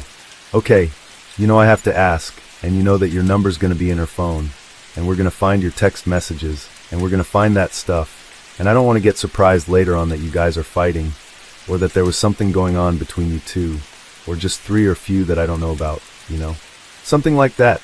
We have tons of videos to go through, and license plates, readers, and text messages, Snapchat messages, and all that stuff. In your head, if you can think of something like, oh, you guys should know about this, it's the time to tell us now before we find it later on, in the computer, when we find it in a phone message or something. Nathan paused. Of course he doesn't want to hand over his phone, which could have flirtatious messages with the woman who just passed away. Also notice how the detectives asked him about his vehicle and model number. Furthermore, if he had any kind of confrontation with her husband, the detectives seemed to know more than they're letting on. So, we were talking with the bosses, and they said, well, we already went through the phones, they've already got one half of the conversation. And you said you talked to her on your phone, right? What we'd like, or what we're asking for, is consent to get the text messages off your phone between you and her, or the Snapchat, or whatever it is between you, so we have both sides of it. Trying to eliminate you as a suspect, they've seen better. So I believe them. Oh, from this morning? It'll be on there. It'll be on your phone. So let's just say you've got a 64 gig phone. You use about 58 of it. The rest is a catch. It stays in the catch. We'd like to see if we can get the stuff from your end. On our side of it, we can get a search warrant, to go through the phone, and it'll just take a little longer. The fastest way would be consent, pull it off, and move your phone back. I explained to you earlier, I'm trying to eliminate you. We have a deceased girl, and her last boyfriend, or whatever is you. I'm sure that if there's an outsider looking in, who's your suspect? So, I'd like to eliminate that. I'd like to say, well, we looked through stuff, he didn't have nothing to do with it, we're done with it. It would take us a couple hours to pull information off the phone, that could eliminate you as a suspect. Like, right from the start. It's up to you. Anytime somebody dies, you look at the husband, the boyfriend. If it's a girl, if it's a guy, you look at his wife, and any kind of lovers he had. That's what we look at, we start there. And then this person was at work, so we eliminate that. This person was, we went through the phone, there's nothing between those two. And you're telling us there's no threats, but I can't go to our boss. I can't go to a state attorney and say, no, I verified it, there's no threats. I don't get with my phone, I'm telling you this. I completely understand what you're saying. I've been trying to get here, it's a hard time, taking my phone and all that. And you already told me you can get it. Her side of it, I can't get your side, that's the problem. How about this? How about I come see you guys later today, after work or something like that? Because I don't know, I still want you to be looking at, you know what I'm saying? I promise you, I don't care what you look at. Again, I'm asking for consent. The consent means that we plug it right in, we dump it, because you've told us it's okay. Without that, then we have to get a search warrant. If we get a search warrant, then we have to type that up, and it's going to take longer. I can bring it down to you guys, and you can dump it all you want to. I mean, you do understand how that kind of defeats the purpose, though. We're looking for, Snapchat stuff, and then you delete Snapchat stuff. It's kind of, you look like you're guilty, you know what I'm saying? Nathan's past. Looking into Nathan, police learned he had previously owned a private security firm, Black Bear Security, and he wasn't a single man either. In fact, he was married to a woman a few years older than him. Her name was Irma Linda, and they had been together for 8 years. While the couple had a wedding ceremony, they weren't legally married, but would refer to each other as husband and wife. They lived in the same house, had a dog, and Irma Linda had children and grandchildren of her own. Nathan, too, had children of his own. And similar to Zoraida, Nathan had reportedly cheated on Irma Linda more than once in their relationship. It just seems strange that these habitual cheaters were living steady, committed relationships. Perhaps they just enjoyed the excitement of affairs. However, unlike Zoraida's husband, Nathan was a known gun enthusiast, as stated by Irma Linda's family. Irma Linda's interview. The police went over to speak to his live-in partner and wife, Irma Linda Palomo, 50 years of age and 18 years older than Nathaniel. She acted surprised, but the police mentioned that they had seen some messages and wanted to speak to her, as they believed she was in danger. Watch how it unfolded. If you're one of my regular viewers, then you already know we're going to revisit this one. We're pretty clear that somebody's pretty upset at the victim. Is there any way that these text messages are going to come back to you, or your name, or your phone, or anything associated with that? As Irma Linda goes inside to grab her jacket, Nathaniel is seen leaving the house. And this is the point that the detectives are trying to make. They're trying to separate the two, so they can question them in private. Notice how they have a dog. I'm going to cry. It's all right. It's not all right. I'm saying it's okay if you cry. Do you want to go to the street with the police department? Is that down the street or no? It's right here by the park. Can you do a U-turn parking in front of the park? Sunnydale Park? Okay. How long have you known Huey? Since probably 2015. Okay. Why are you scared of him? I'm not scared of him. Why are you scared right now? Because when I called him, because I was scared, I didn't know where he was. He said, someone's following me. So I called, and I called. And then I heard him say, why are you following me? Do you want to search the car? And then someone said to him, there are messages from you. And it's because her husband found out you were having an affair. And I didn't know that. You didn't know what? That he was having an affair. When did you find that out? Right now. Right now. Okay. When's the last time that he had an affair? Because I know this is not the first time. No, it's not. When's the last time you knew he had an affair? When we first started dating. 2015? 2015 to maybe 17. You know what? His son was born, and he said, I'm not having any more affairs. I'm not cheating on you. Okay. Stupidly. Okay, so the last time you knew. So then I had a party at my house. I fell asleep, and apparently he said someone kissed him. And that was so I don't know, maybe it was 2019. And he said, no, she kissed me, and that was it. Come on. We're all drunk. You know him better than we do. So, he said that he is no longer going to do that. Why? I'm upset. Do you know any of the names of the affairs that he's had in the past? Any of the female names? Well, he had recently said, I haven't been with a lot of people. Do you trust him? Obviously, I can't trust him, no, can I? When you find out about him, do you guys get in arguments? Do you talk to the women that he's having affairs with? No, for what? No, I'm too old for that. I'm 50 years old. There's no reason for me to no. Quite honestly, it's not the female's fault. It's his fault. Right. No. You get upset over it. Well, yeah, I'm trying to hold it back right now. But like I said, I thought we went through years. I said to him, "Are you cheating on me?" And he said, "No, you know what? They flirt with me, but I don't fall into that." Does he own guns? No. He has that. He goes to Milwaukee. It's airsoft. He does airsoft stuff? Yeah, he does airsoft. He's in a team. Do you guys have water? This is a sealed bread rink. I'm not taking that from you. How sure are you that he doesn't have a gun? I'm actually very positive. Okay. You've never, ever seen him with a gun? Well, we go to the ranch and we'll shoot. So he has a Ford car? No, he does not. I have a Ford car. Do you own any gun? Yes. Have you ever met Zoraida? No. Have you seen a picture of her? No. That name comes up to you because you saw it. Well, really, that name stuck in my head because that night I thought, are you cheating on me? They're calling him more than once. And it was a long name. I thought it was Bartholomew, actually. So when we asked your husband if he knew this person, Zoraida, he said, I've never heard that name. Why would he be lying to us? I don't know. Should I believe him? I don't know. Please don't tell him I told you. We're not going to tell him anything. I thought that you guys said to him he was having an affair. Somebody said he's having an affair. We have a matter of someone lost their life. So him having an affair is the least of my worries. Suck it up. It's not your problem. I get it. You didn't do it. He did. I understand. Okay. I know. I talk a lot. And I know what you guys are here for something else. And I'm making it about cheating. And it's not. You're trying to find out if he killed the husband? We're trying to find out who was involved. So we're talking to everyone. We're talking to you. We're talking to him. We're talking to other people. Because as you may be aware, people like to the police. Right? What I would like to ask you is, either Friday or Saturday night, did he go out with his friends? No. He didn't work. Friday night, he was with me. Saturday night? No. Okay. This is what happened. When I get a chance to be with him, I'm with him. Okay. So Friday night, we started drinking. And we were at home. And we were drinking and drinking and drinking. We drink a lot. We probably fell asleep. He sleeps in the garage. I sleep in my room. And why does he sleep in the garage? Because he says that he's more comfortable in the garage. Is there a bed in there? No. It's a couch. I know. But that's not why we're here. And I don't mean to be rude. No, you're not being rude at all.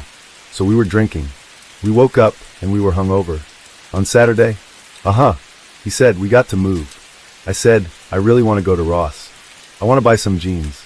And then he said, let's get something to eat. He said, okay, let's go to Jersey Mix. It was still day.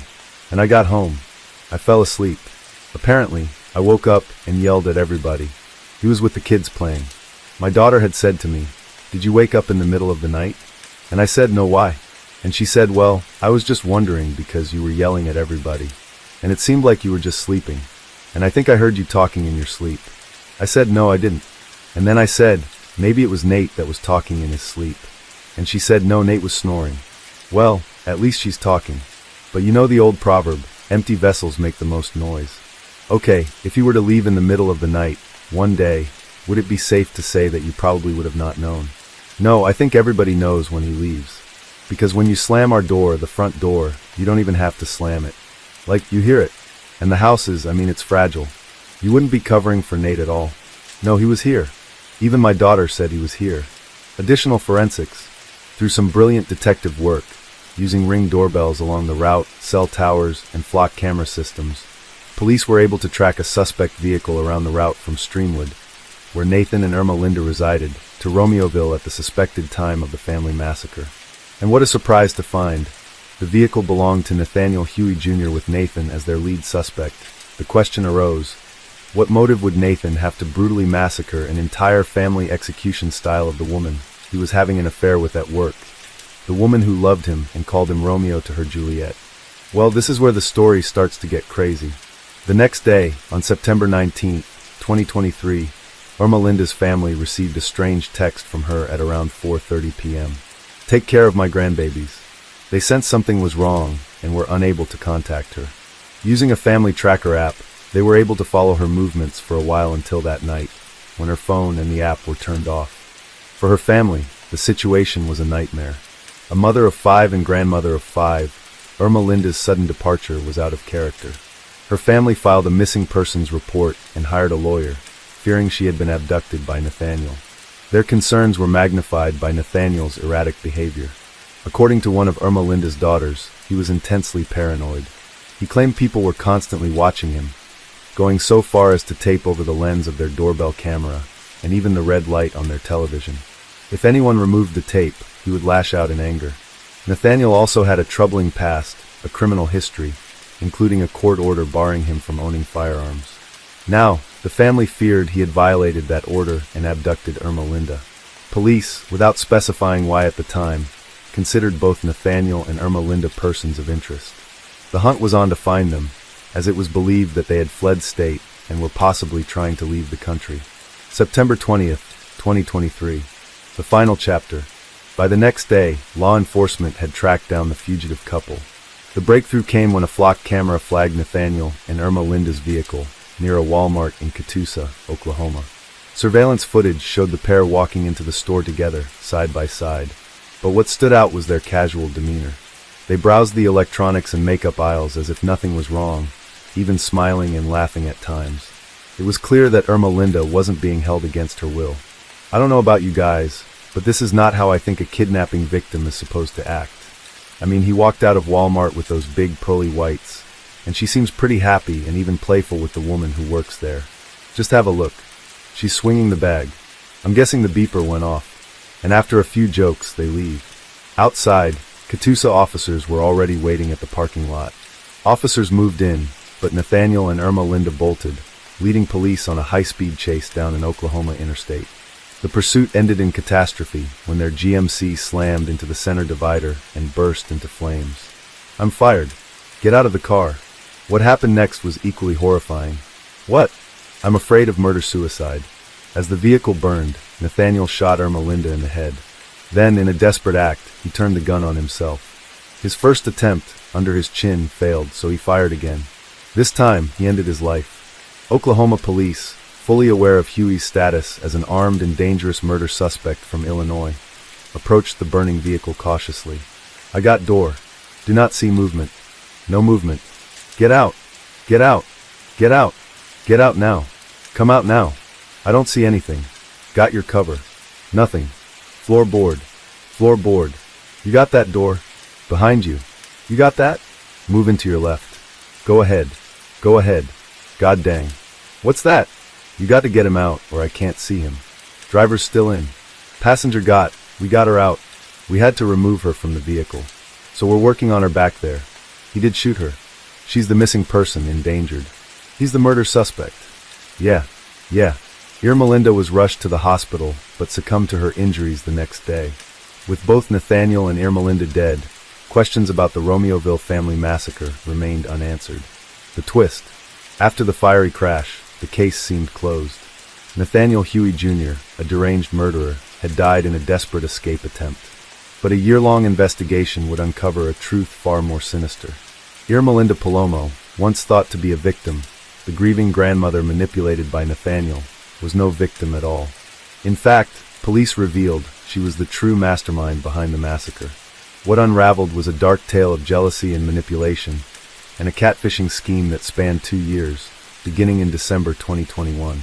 Using an array of fake accounts and phone numbers generated through mobile apps, Irma Linda constructed a fictional world where Nathaniel was ensnared in a web of lies involving cartel bosses, hitmen, hackers, and a shadowy Bulgarian criminal organization. The manipulation begins. At first, Irma Linda's fake personas were seemingly harmless, intended to keep Nathaniel from cheating on her or pulling away emotionally. Interestingly, these cartel leaders were very interested in Nathan's private life. They forbade him from seeing other women, and even instructed him to be more intimate with Irma Linda. But over time, the lies escalated, feeding into Nathaniel's growing paranoia. Through meticulously crafted messages, Irma Linda convinced Nathaniel that he was constantly being watched by dangerous people, and any misstep could cost him his life. Even her own daughter later admitted, by September 2023, Nathaniel was fully consumed by his delusion. He believed his every move was monitored by the cartel. Then, on September 14, 2023, one of Irmelinda's fake personas sent Nathaniel a chilling text. It claimed there was a mole within the organization, a traitor targeting Nathaniel. The identity of the mole: Zoraida Bartholome. In a web of lies Irmelinda spun, Zoraida wasn't just a lover or co-worker, she was an enemy. According to this fabricated cartel narrative, had been orchestrated to gain Nathaniel's trust and expose secrets about the cartel. Now, the bosses insisted Zoraida had to be eliminated, and they even introduced him to a fictional cartel assassin named Turtle, who would help him plan the murder. Over the following days, Nathaniel spiraled deeper into this deadly conspiracy. He called in sick to work and began meticulously preparing for the crime. Following step-by-step instructions sent by the fake cartel accounts, they planned everything, such as identifying cameras in the neighborhood, determining the best entry and exit points, learning about the vacant house behind Zoraida's home, and even staging the crime scene to look like a burglary by teenagers. Throughout it all, Irmelinda's fake cartel reassured Nathaniel many murders go unsolved. In the early hours of September 17, 2023, Irmelinda drove Nathaniel to the Bartholomew residence, communicating via walkie-talkies. He stayed nearby while Nathaniel entered the home with a 9mm handgun. What followed was a calculated act of brutality. Nathaniel cut window screens to simulate a break-in, then entered through an unlocked kitchen door. Alberto Bartholomew, likely up early to prepare for his early morning shift, was the first to meet Alberto. He was met with gunfire. Nathaniel shot Alberto multiple times as he tried to retreat to his bedroom, where Zoraida and the children were sleeping. When he approached the bedroom door, Zoraida was doing her best to keep it shut, but Nathaniel shot through the door, striking and killing Zoraida before forcing his way inside to murder her two young sons, Adriel and Diego. Together, the family was shot a total of 20 times. The scene was then staged in a grotesque attempt to mislead investigators. Walls were spray-painted with graffiti meant to mimic the senseless vandalism of juvenile delinquents. Even the family's 3 dogs were slaughtered, 2 in the kitchen and 1 in a bedroom. After the murders, Nathaniel texted the cartel, reporting the killings, but admitting he'd forgotten to take the victims' cell phones. This final interaction further cemented his belief that he was acting under the orders of a powerful organization. In reality, the puppet master was sitting a short distance away in the car, Irmelinda Palomo, the woman whose jealousy had driven her to orchestrate a massacre. Nathaniel later confessed to his mother, claiming he'd committed the killings because people were after him. When asked why he murdered the children, his chilling response was, they were better off dead than alive without parents. Now, could this have been prevented? In the months leading up to the Romeoville massacre, there were glaring red flags. Yet, the signs were ignored, dismissed, or left unreported to authorities. By June 2023, a mere month into Nathaniel Huey Jr. and Zoraida Bartholomew's relationship, threatening messages began surfacing. These messages warned Zoraida to stay away from Nathaniel, claiming he was about to be implicated in a murder investigation. They accused her of endangering her children by continuing to see him. Zoraida's defiant response revealed her frustration and resilience. You don't know anything about me as a mother or a person. Then the threats escalated.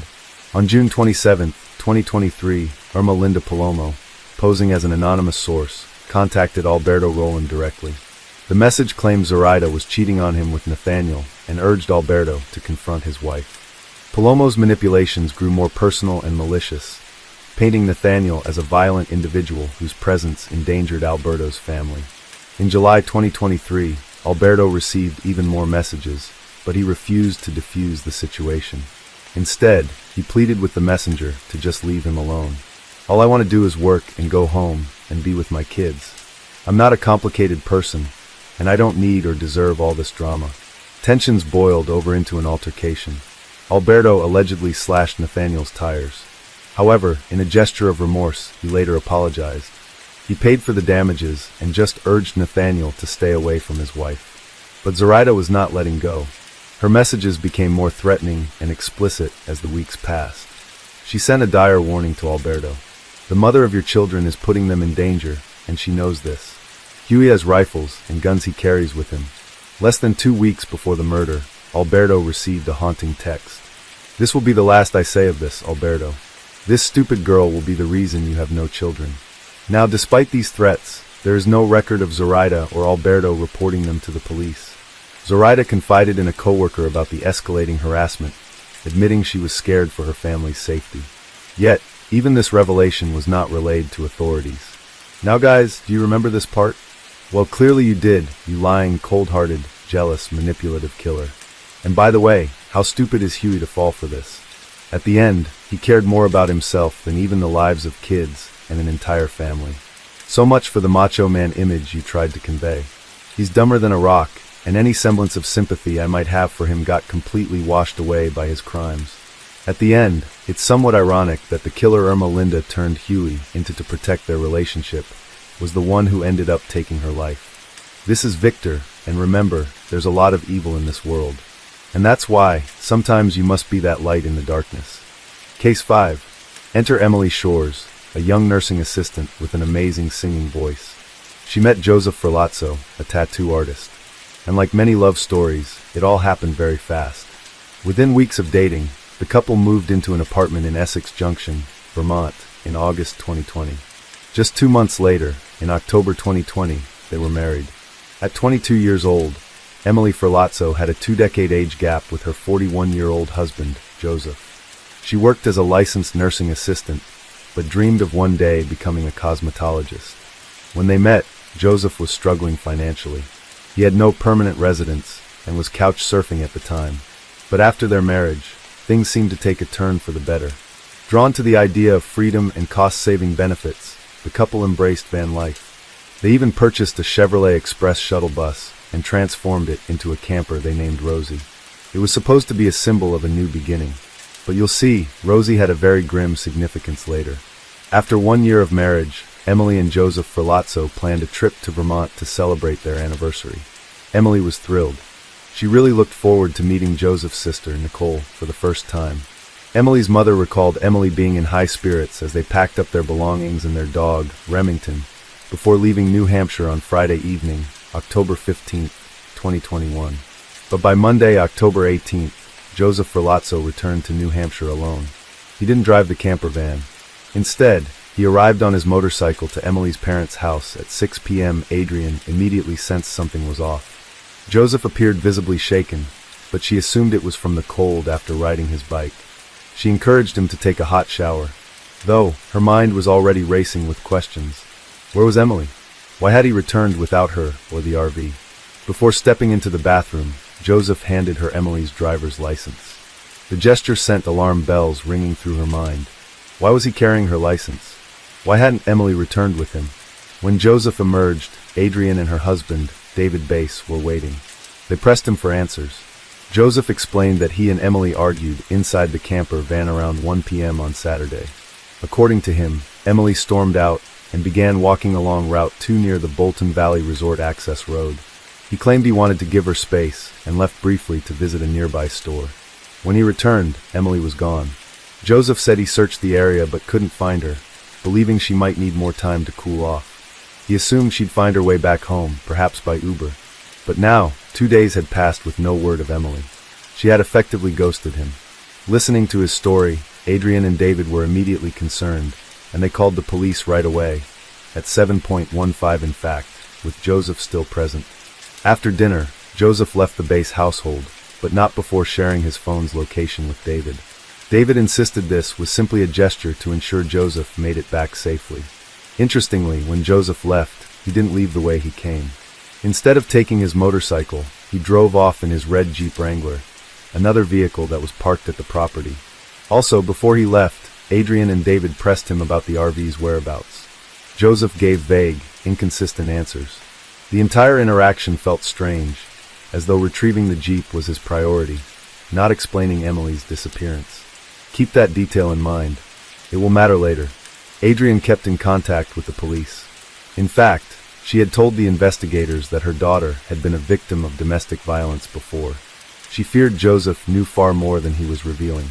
Adding to their alarm, Emily's social media had been completely inactive since the trip began.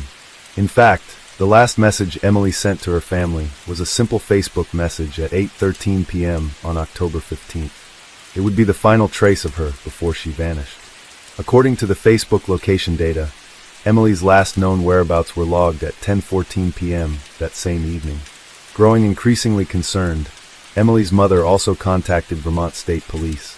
providing them with Joseph Ferlazzo's number. And at 7:33 p.m. on October 18th, Trooper Cody called Joseph. "So where did you drop her off? Whereabouts?" "Okay." "And that was Saturday afternoon. And about what time was this? Did you drop her off for the day? Where did your van break down? What shop is that?" When Emily jumped out of the van, did she have her cell phone with her? "All right. Well, I will, if Emily tries to find out where she is, or if she's just trying to, ignore it, that's fine. But I'd like to at least figure that out.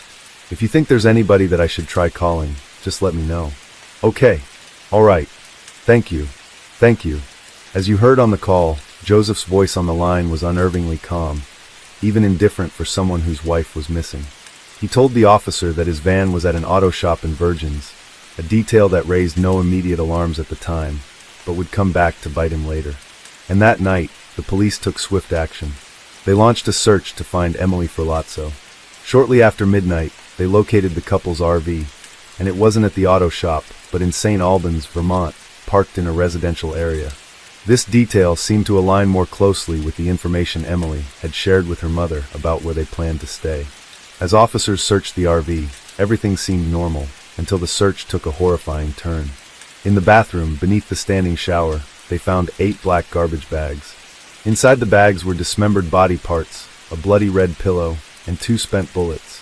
And bag number 4 revealed the most gruesome discovery of all, Emily's head. One of the detectives who would testify about this later could be seen struggling to hold back tears and her emotions, as she confirmed they had found Emily's head in this bag. What else was located in bag number 4, if anything? "Sorry, Emily's head." "Okay. In looking at that, were you able to determine Emily's identity?" "Yes." "And how were you able to determine that?" "I recognized Emily from photos." "Okay." The RV was promptly seized and taken to the St. Albans police barracks for further investigation. Around the same time, police received a 911 call. A man named Spencer Lemons claimed to know Joseph Ferlazzo and reported that Joseph had confessed to killing his wife. The manhunt was on. By midday on Tuesday, Vermont State Police issued a statewide alert, naming Joseph Ferlazzo and the couple's dog Remington as missing. Joseph had been seen near St. Albans, roughly 55 miles northwest of Bolton, on property owned by one of his friends, close to where police had found the RV. But luck, or perhaps fate, intervened. A state police detective, stopping for lunch at a Maple Fields convenience store in St. Albans, recognized Joseph Ferlazzo. One of the officers, Trudeau, stated he just approached him and confirmed who he was and asked if he would be willing to come back. He was more than willing to come back. Joseph was escorted to the St. Albans barracks, where he confessed to the murder and dismemberment of his wife during interrogation. Before questioning, police photographed and booked Joseph. The photos revealed no visible wounds on his body, a detail that would later come under scrutiny. Another discovery would raise serious questions about his behavior later, because from Saturday morning at 1 a.m. until Monday, Joseph Ferlazzo had sent 16 text messages to Emily. The messages ranged from concern to accusatory, as if he was pretending to search for her. In one he asked, "Where are you? When are you coming back?" But as time passed, the tone turned angry. The final message read, "You're an A. Now here we are. Where do you got out of it?" "Bolton Road." "Saturday evening?" "No, I'm trying to listen to the music. I was trying to put some candles on. You know, I'm smart. I'm throwing the candles around, telling people about being forceful and aggressive with me. It turned out that punching and kicking was a lot of hurtful things. I can't remember. What did you say? There was a lot of kicking and punching? Like, who's kicking and punching?" "I don't kick and punch." "I've never heard. Like, I don't engage." "So, I didn't want to be pushing back anymore." "Where was she punching you?" "In my arm. Kicking me in the groin. Like, just like body blows. And was this kind of the punching and kicking, was that occurring inside the van?" "I understand that you shot her, so it's quite now, that incident continuing. I just know that I sat down and like something inside my head, just I remember feeling really warm. And I remember feeling blurry.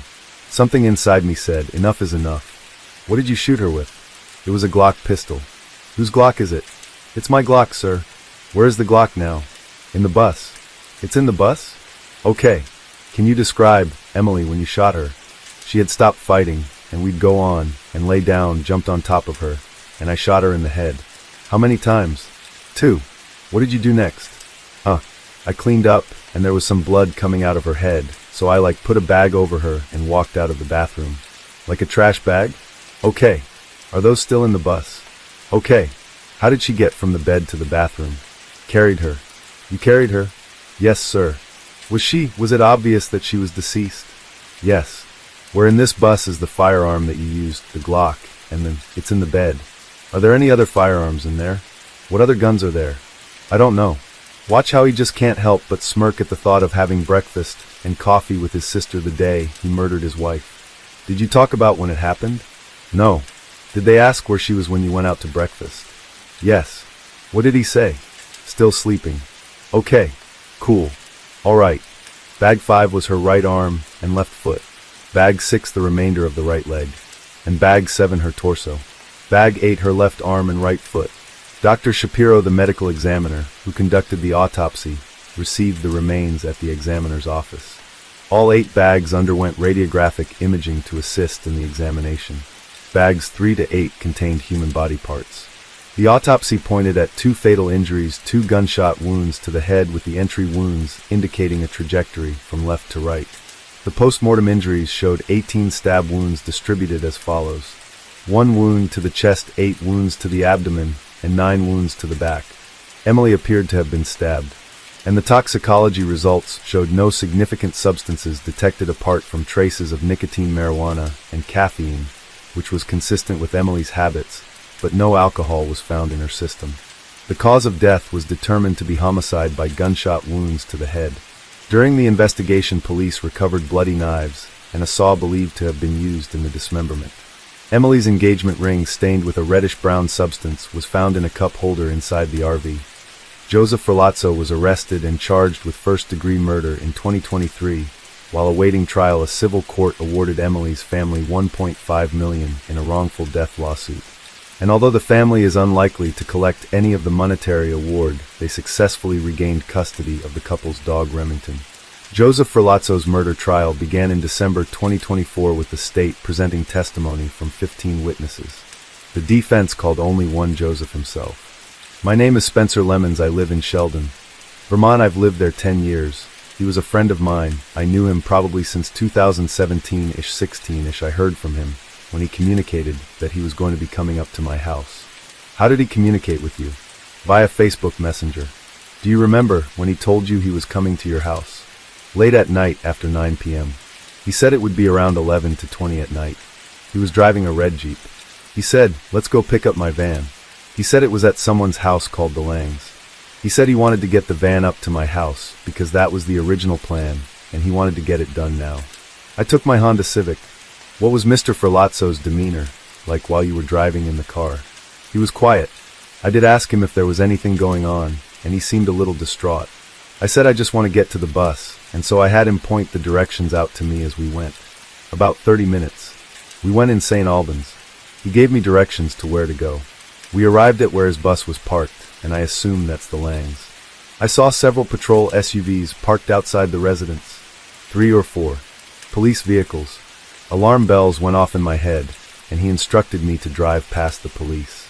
That made me think something was not correct in the situation. Thus, it prompted me to continue to prod him for what's going on. I asked him, "What's going on, man? You need to tell me what's going on. If I'm going to be driving past police officers, I need to know what is going on." He responded to me with, "There's a lot going on. I wish I could see my grandmother." And then I said, "What is going on?" And he said, "Emily is back in the van." I said, "Is Emily alive?" He said, "No." And I asked, "Did you hurt her?" And he said, "Yes." And then he started getting fidgety in the car. He started going like this, moving around, reaching for the car door handle. I didn't know if he had anything on his person that would maybe cause harm to myself. So I immediately stopped the vehicle and told him to get out. "What did you do when Joseph got out of the car?" I immediately turned around towards my house to put distance between myself and him, so I could make a 911 call for the information he just gave me. "Do you remember what time you made that call?" "It was probably close to midnight." Under oath, Joseph alleged that he acted in self-defense. He depicted Emily as an abusive partner, asserting that she frequently resorted to physical violence throughout their relationship. Joseph testified that Emily had physically assaulted him numerous times, citing incidents where she allegedly gave him black eyes and scratches.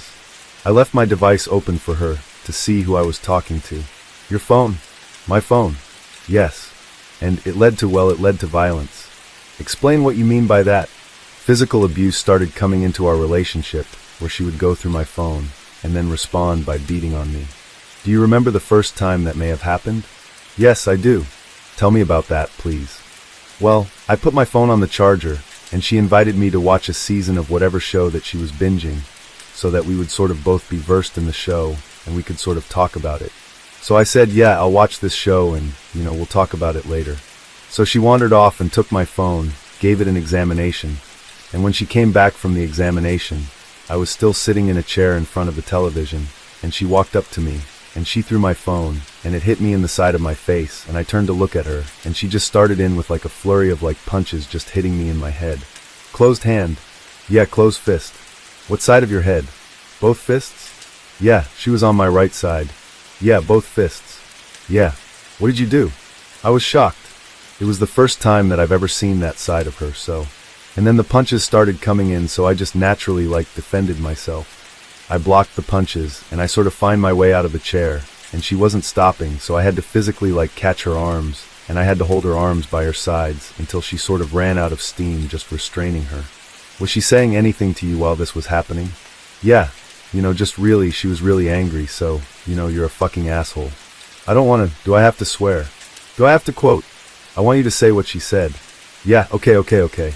Yeah, she would say, you're a fucking asshole. I can't believe you're still fucking talking to this bitch. You told me you were going to stop talking to her, and it was a friend of mine that I had known for years, and I told her that I would stop being physical with this friend, and that our relationship wasn't going to dissolve because we were friends since 2014, just with respect to the monogamy that Emily had requested, I stopped being physical with her. Was she angry? Yes, she was. Yes, she was very angry. Yes, she was assaulting me. So she was verbally angry, yes. And physically, yes, ma'am. Hitting you? Yes, physically. And did you ever hit her back? No, ma'am. So you took her by the arms, yes. And did she calm down? Yeah. Yes. After a bit of time, she had calmed down, and, I opened up communication to tell her that I wasn't continuing a sexual relationship with Victoria, like I had previously said. It was strictly friendship, only platonic. There was no reason for her to be upset. Her and I were very physical. We were always together. Emily and I had there was no issues where I wanted to at that moment, at that time, I didn't want to be with anybody else. Did you ever talk to her at this time, at this instance, about the fact that she had thrown your phone at you and hit you? Did you ever talk about that? Oh, actually, yes. Yes, I said that I did. I said that, it's not okay. I don't hit you, so please don't hit me. I grew up in a household where hitting happened, and I don't want to continue that. And her and I had talked about bringing children into our relationship, so I thought that domestic abuse definitely needed to be, cut out of the equation. What did she say? Well, she had apologized after some time for her harsh reaction. We had gotten together and sort of made up physically, emotionally. We got to a place where it didn't happen again for some time. How long is some time? It was probably a good month, or maybe even a month and a half. Approximately when did this incident happen? I want to say somewhere it was fall of 2020. Could have been September, October. So fall of 2020. Yeah, fall. First time that right. Joseph painted a picture of Emily as a controlling and verbally abusive person. There was more incidents from that point moving forward. Maybe late October or early November. If I'm thinking on the calendar. Hard to say exactly. But there was another instance where I recall I was sitting on the bed in our bedroom. I was sending a text message. I think it was an Instagram message, but I was messaging a client. I was interested in more than a professional relationship with. Emily came in, and she saw I was sending like a GIF or GIF however people say it differently. Yeah, like a short video clip when Emily came into the room. She had her laptop computer.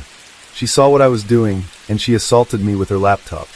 She jumped on the bed and struck me in the head like she hit me. She had the laptop, and she hit me with it. Where? In my head. What part of your head? The back of my head on the right side, I guess. Did she say anything? Yeah, she said things like you're a piece of shit. Did she do anything else physical other than hit you in the back of the head with her laptop? She tried to.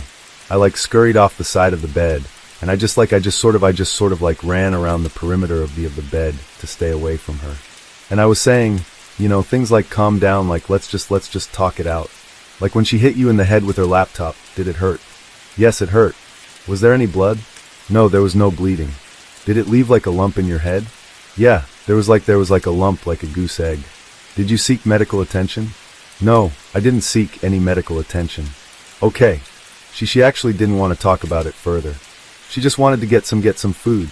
She wanted to go to like McDonald's and get some food and then watch some Netflix. So it just ended? Yeah. The next month there was an incident where I was tattooing a woman and Emily was listening and watching on the Ring camera. When the client left, Emily had come into the room and like flipped the table onto its side. She like knocks everything onto the ground, comes over and starts slapping me.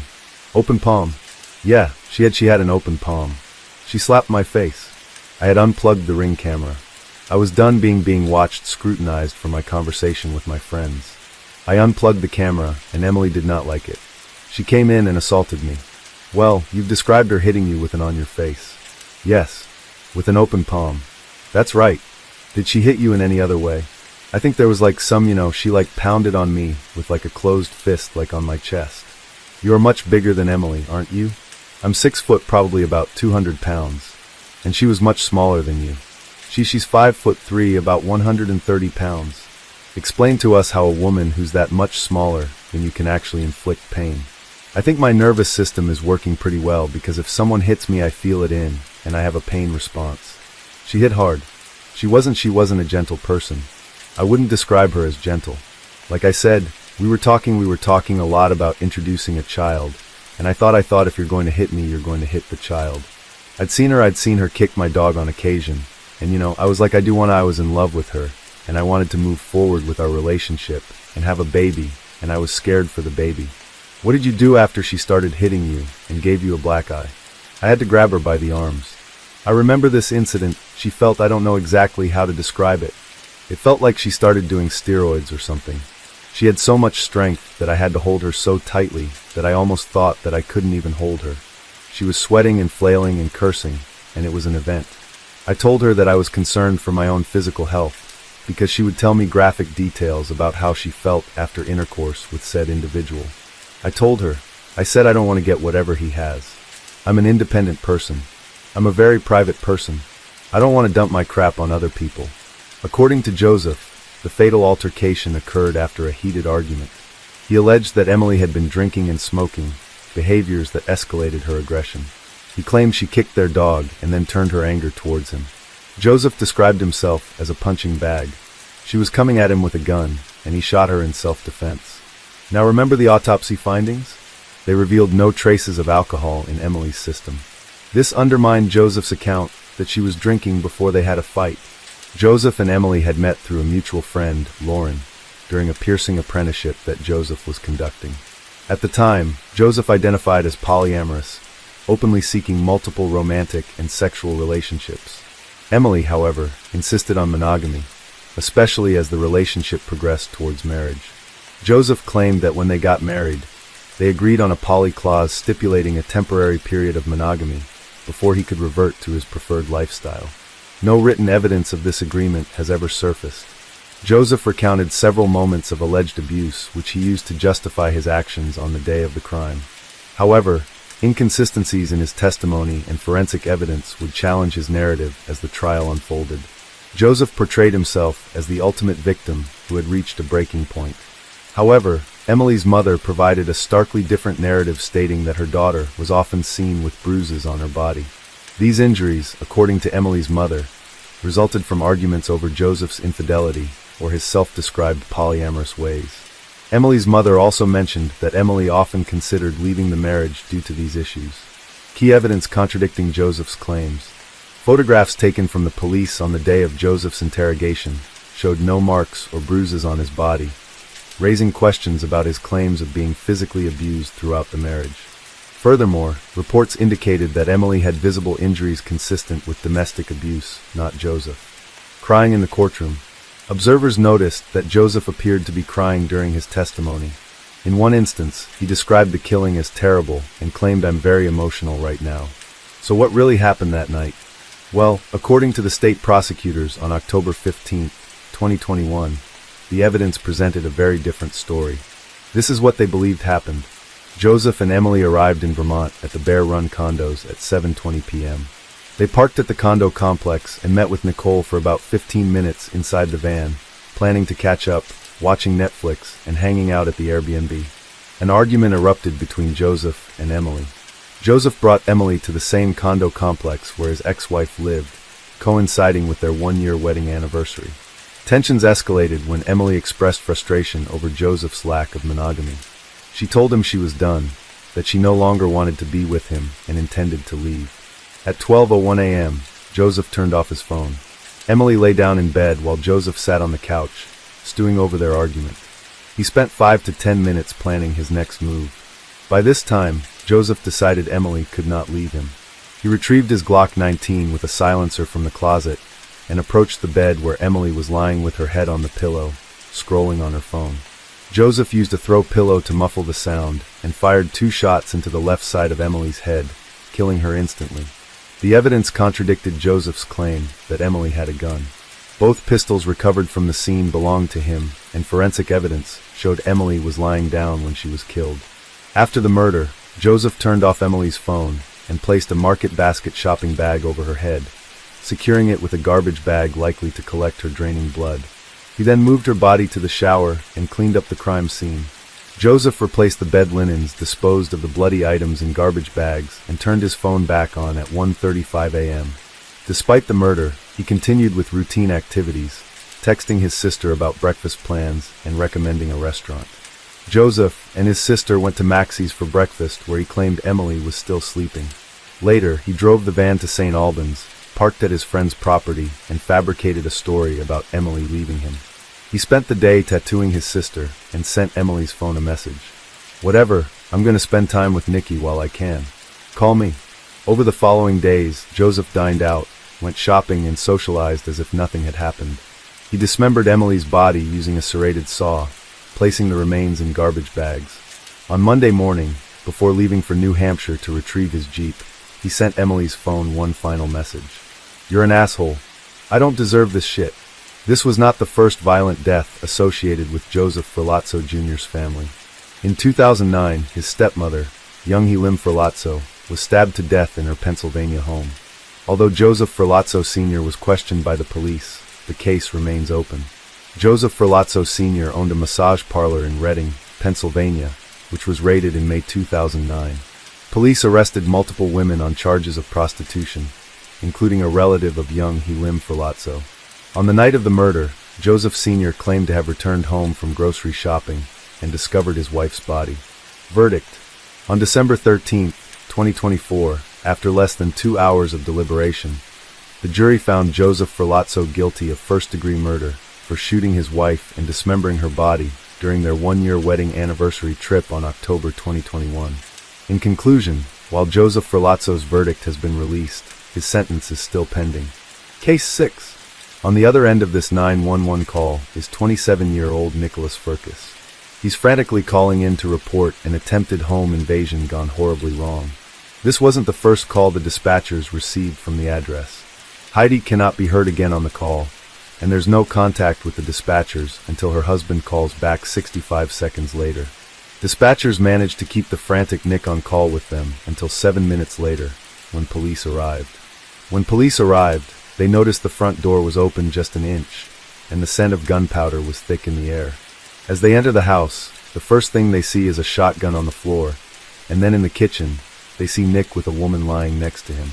One of the officers checks the house for intruders, while the other attends to Nick and Heidi. When paramedics arrived, they immediately provided care. Nick had been shot in the leg and was rushed to the hospital, but unfortunately, Heidi didn't make it. In the hospital, Nick was being treated for a through-and-through gunshot wound to his upper left thigh, and while there was no major bleeding, there was soft tissue damage. At times, he was hysterical, crying loudly. After a few hours of treatment, he was released. Heidi and Nick met at church when she was a freshman in high school, and he was a junior. They got married in 2005 and bought a house in September 2007. He worked for his family business, and Heidi worked as a clerk at a financial services company. Nick Furcus had a very warm and engaging personality, carried himself with confidence, and had high character, high integrity in the church. That was the reputation he built for himself. Both Heidi and Nick were highly regarded in the community. She brought it outside the family, too, in school and church and friendships. She brought a lot of joy everywhere she went.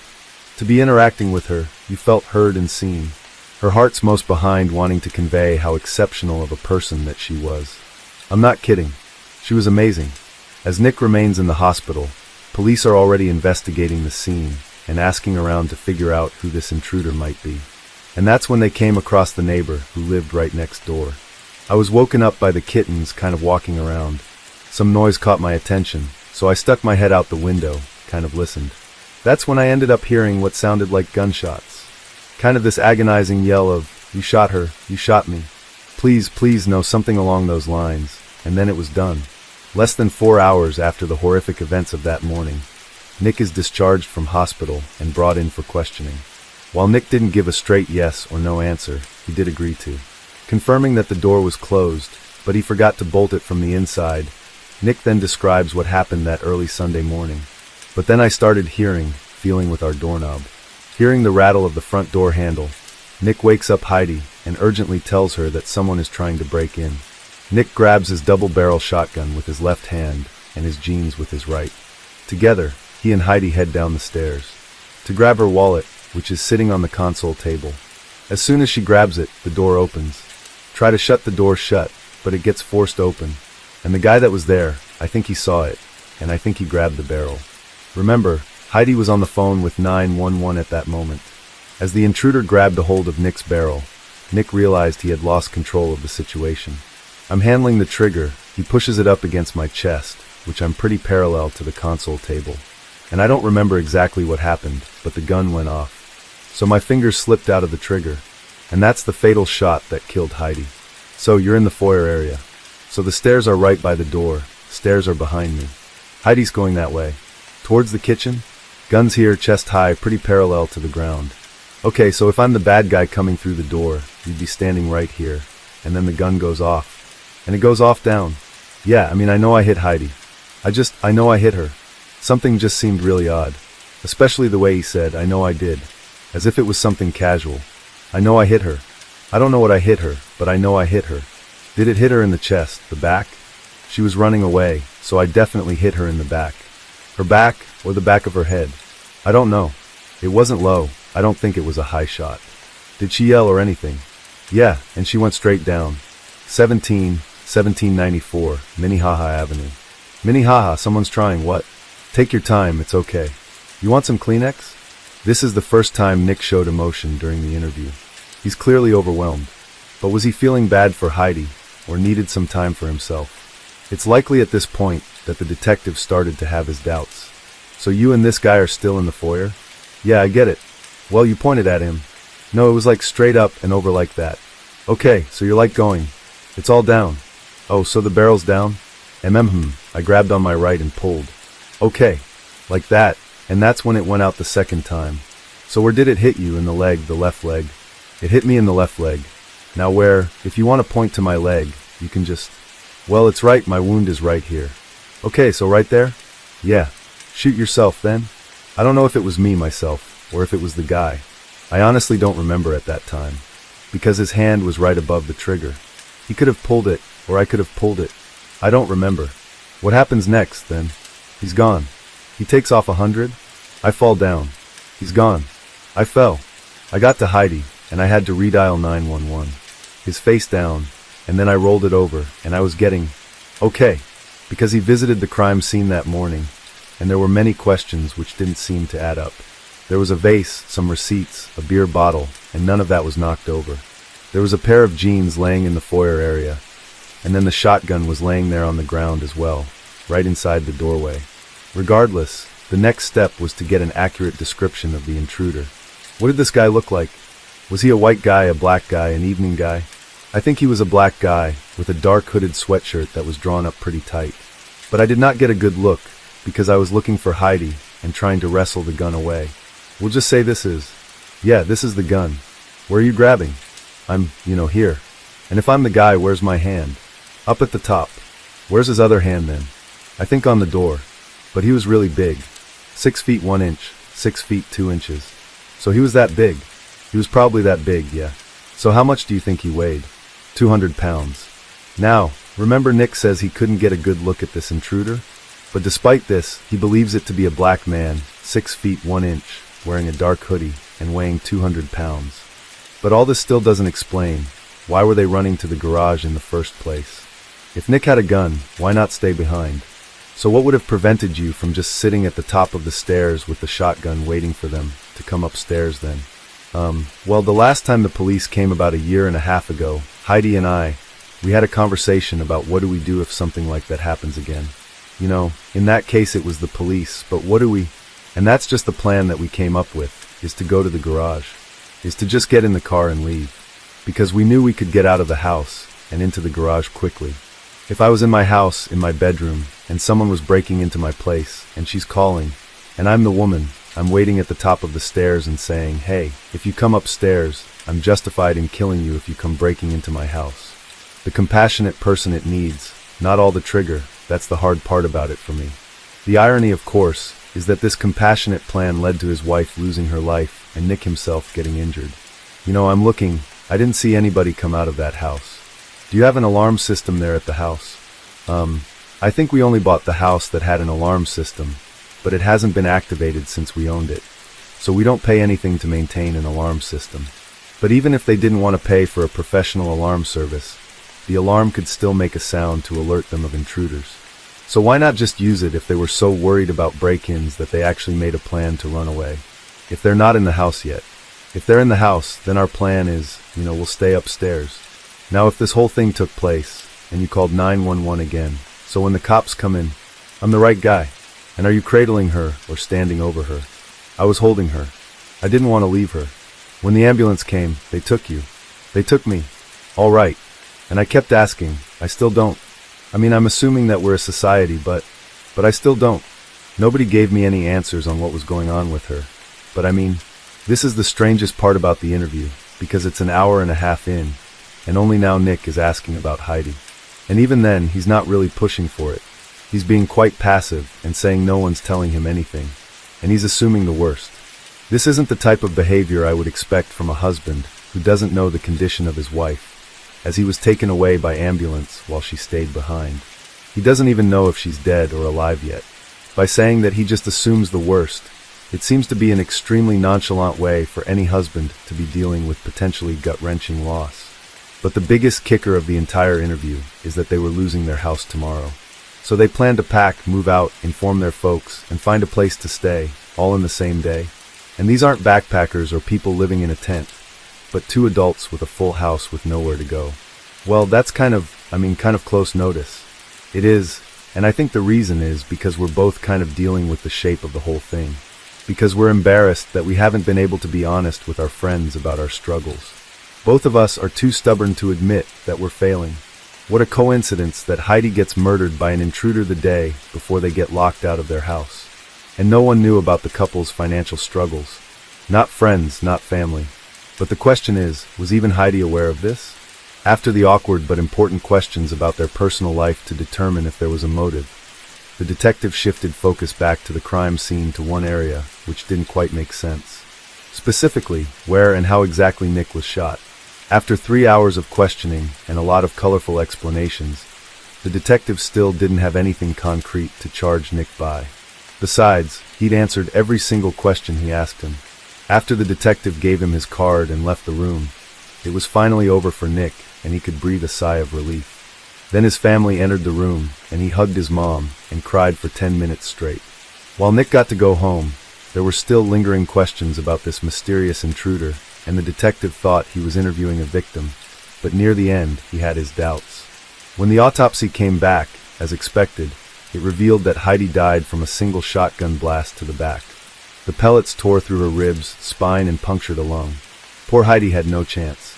Her family were surprised to learn of the foreclosure, and they insisted that Heidi was the type of person that would have told them if she had known.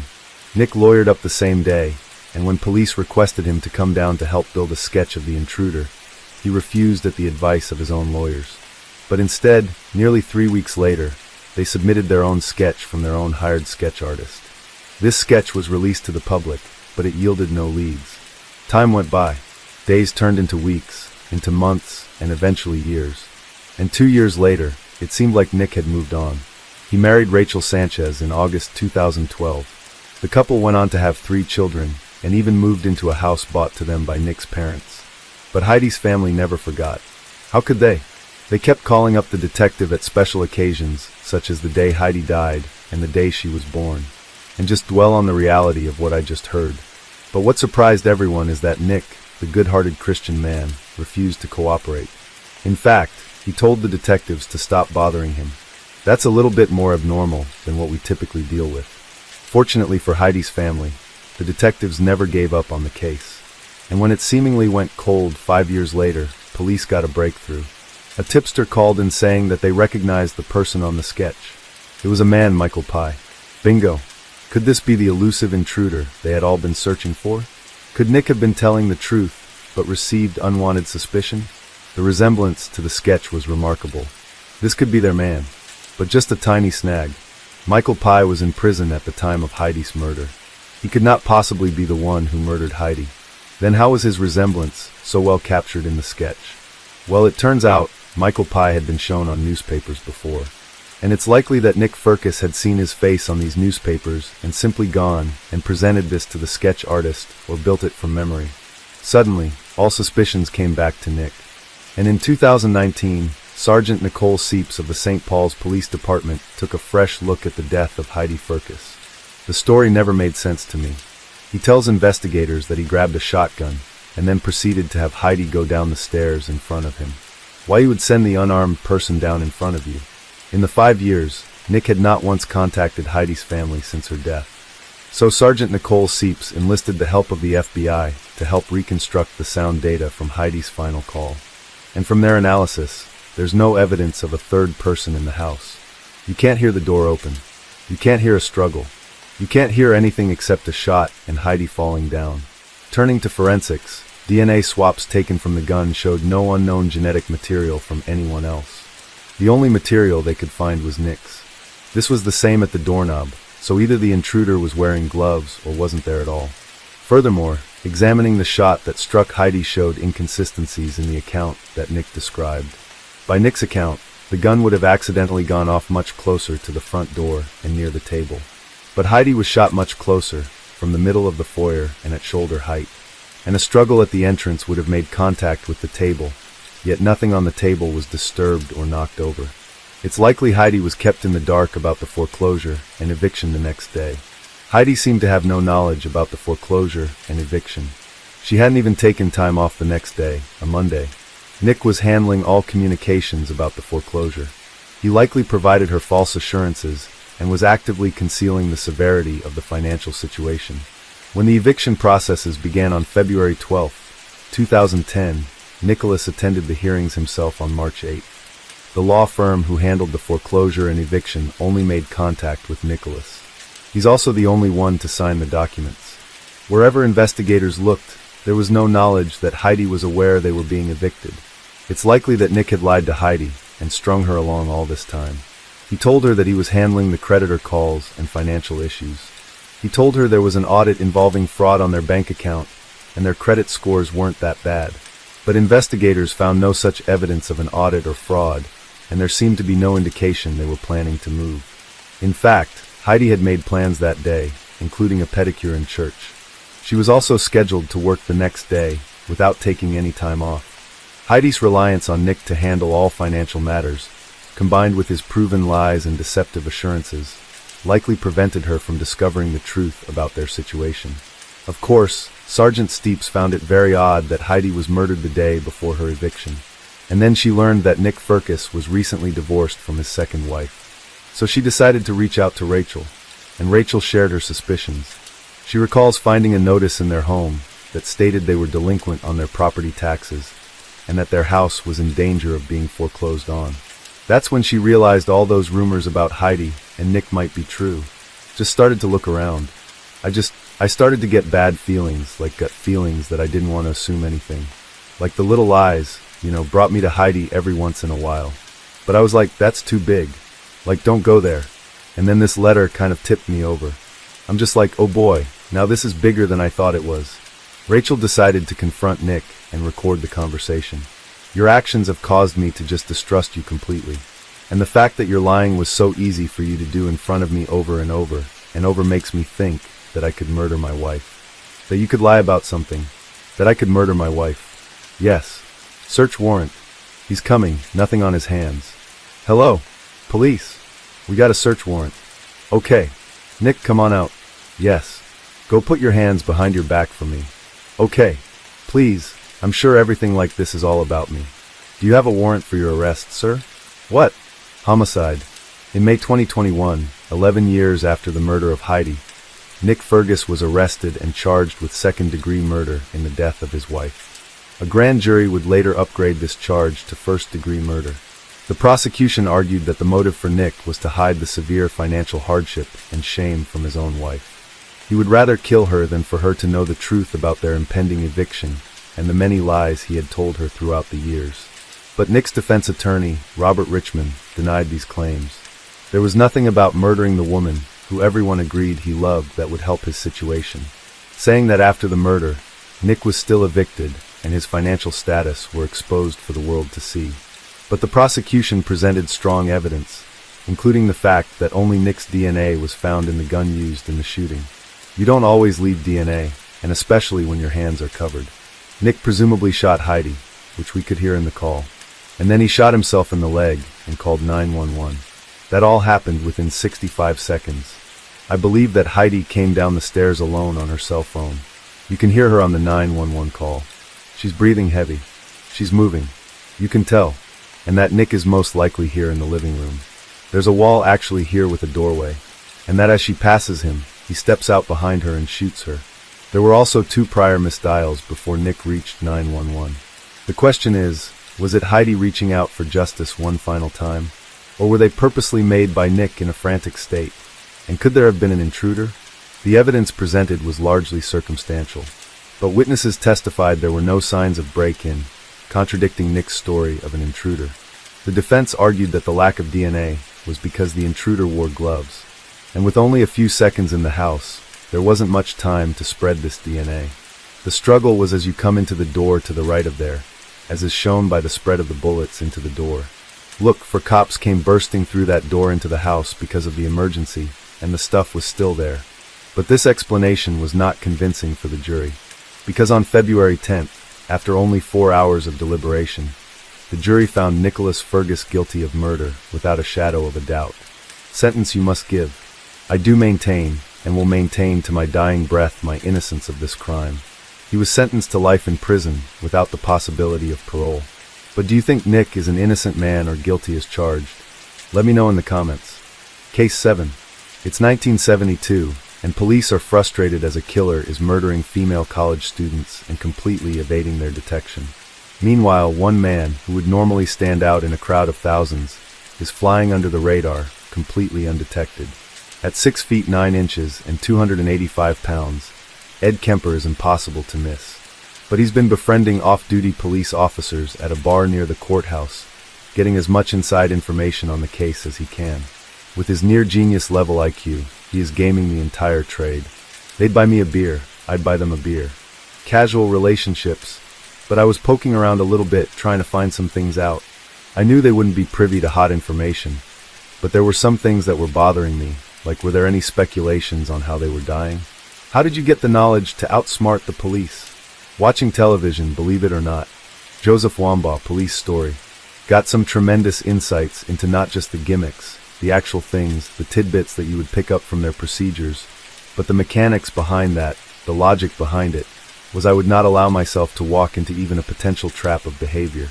And one of those was talking about those crimes too much to people, initiating conversations about that. There was a memorial service for 2 of the victims. Yes. Were you tempted to go? Yes. But I'd seen one too many episodes of one too many crime shows where that is one of the available resources for clues. With an IQ at a near-genius level, serial killer Ed Kemper was able to outsmart police and, tragically, his victims at every single turn.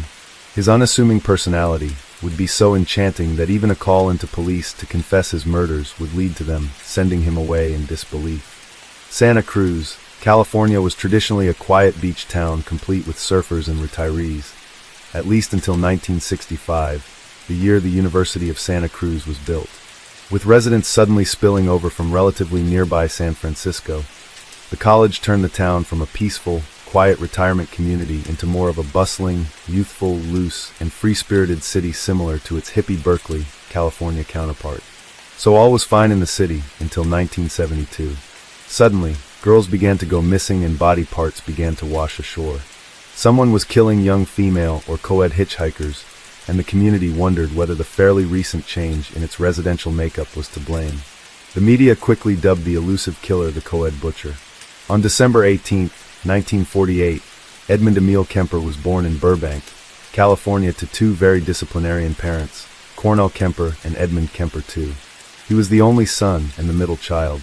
While Kemper looked up to his father, he resented his harshly punitive and verbally abusive mother. His parents would divorce when the younger Ed was 9 years old, after which, Cornell moved away with Ed and his two sisters. At an early age, Kemper began showing classic signs of serial killer pathology, including torturing insects and animals and performing rituals with his sister's dolls, which resulted in severing their heads and hands. He remembered how, as a small boy, he used to slip out of his house, go to his second-grade teacher's house, and armed with his father's bayonet, observe her through the windows. In later interviews, he admitted that gas chamber and electric chair were some of his favorite games when he was a child. At age 10, Kemper buried a pet cat alive, dug it up, severed its head, and placed it on a spike. Kemper admitted in a later interview that he enjoyed lying to his family about murdering the cat. Then a few years later, when he was 13, he murdered another family cat because he thought it favored his sister over him. He preserved separated parts of the cat's remains in his closet until his mother discovered them. On one occasion, when Kemper's older sister teased him about why he would not try to kiss his teacher, he responded, "If I kiss her, I have to kill her first."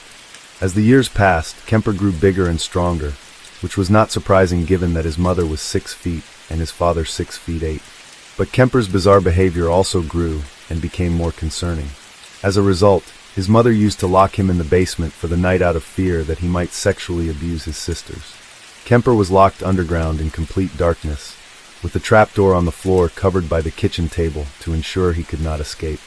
Kemper was terrified and traumatized, and it was those nights in the darkness where he allowed his hatred of women to fester and grow. When Kemper was 14, he ran away from home to reconcile with his father. There he learned that his father had remarried and had a stepson. Kemper stayed with his father for a short while, but within a few months his father sent him away to live with his paternal grandparents in North Fork, California.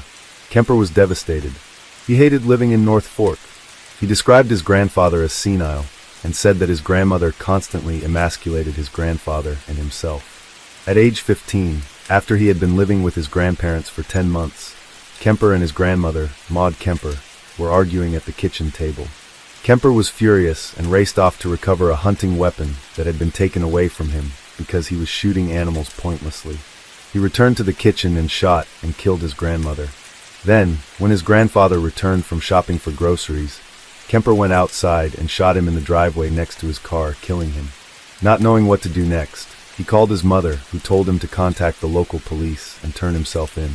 After being apprehended, Kemper simply said that he wanted to experience what it felt like to kill Grandma, the most common quote associated with Kemper.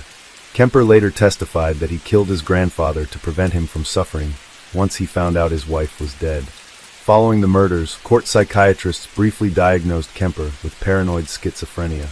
As a result, he was committed to Atascadero State Hospital, an all-male maximum security facility that houses mentally ill convicts. With a population of over 1,600 patients, several dozen who had committed murder, and 800 mentally disordered sex offenders, it was more than the 10-person team of psychiatrists could handle. And ultimately, and tragically, the institutionalization of Kemper at the facility ended up exposing him to extreme deviant behavior and making him far more dangerous than he was before he was there. He would later recall, "I found myself, a minor, in a psychiatric hospital for hardened criminals.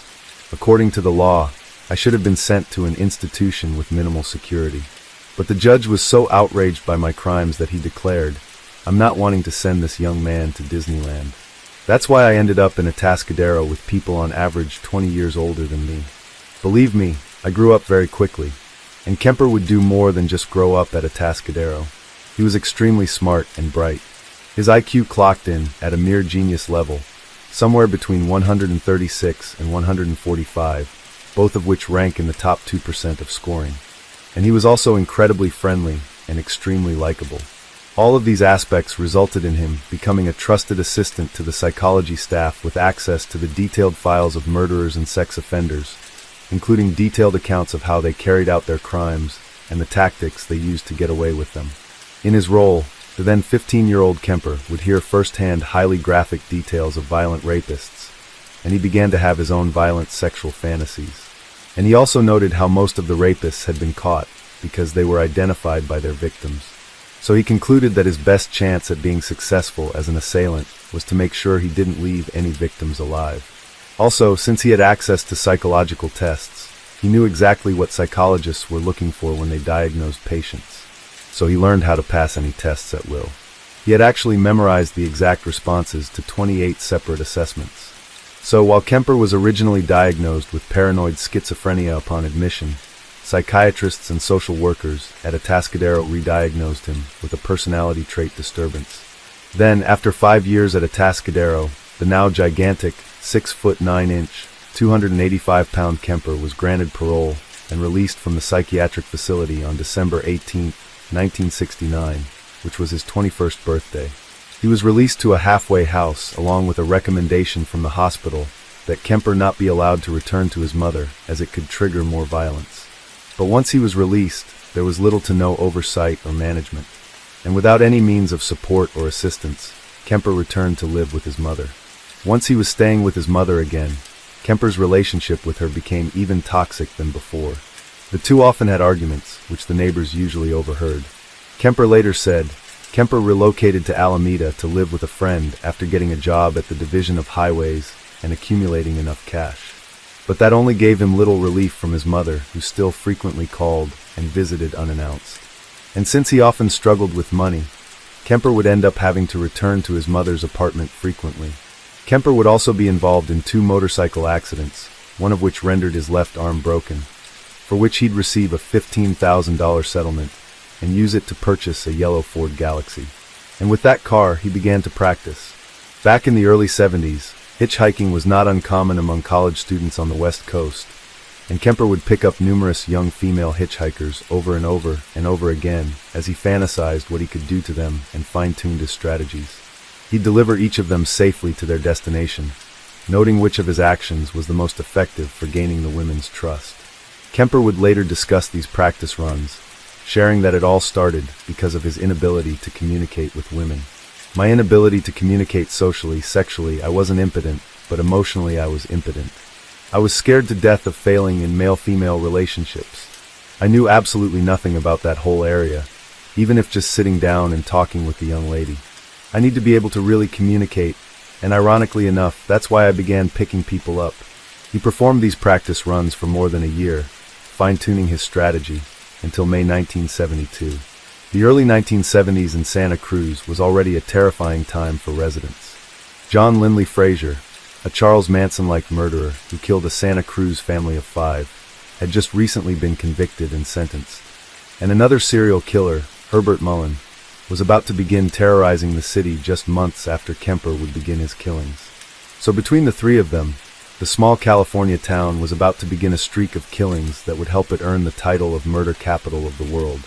On May 7, 1972, Ed Kemper would put his long-awaited plans into action, picking up Mary and Pesci and Anita Mary LaCasa, 2 18-year-old Fresno State University students who were hitchhiking.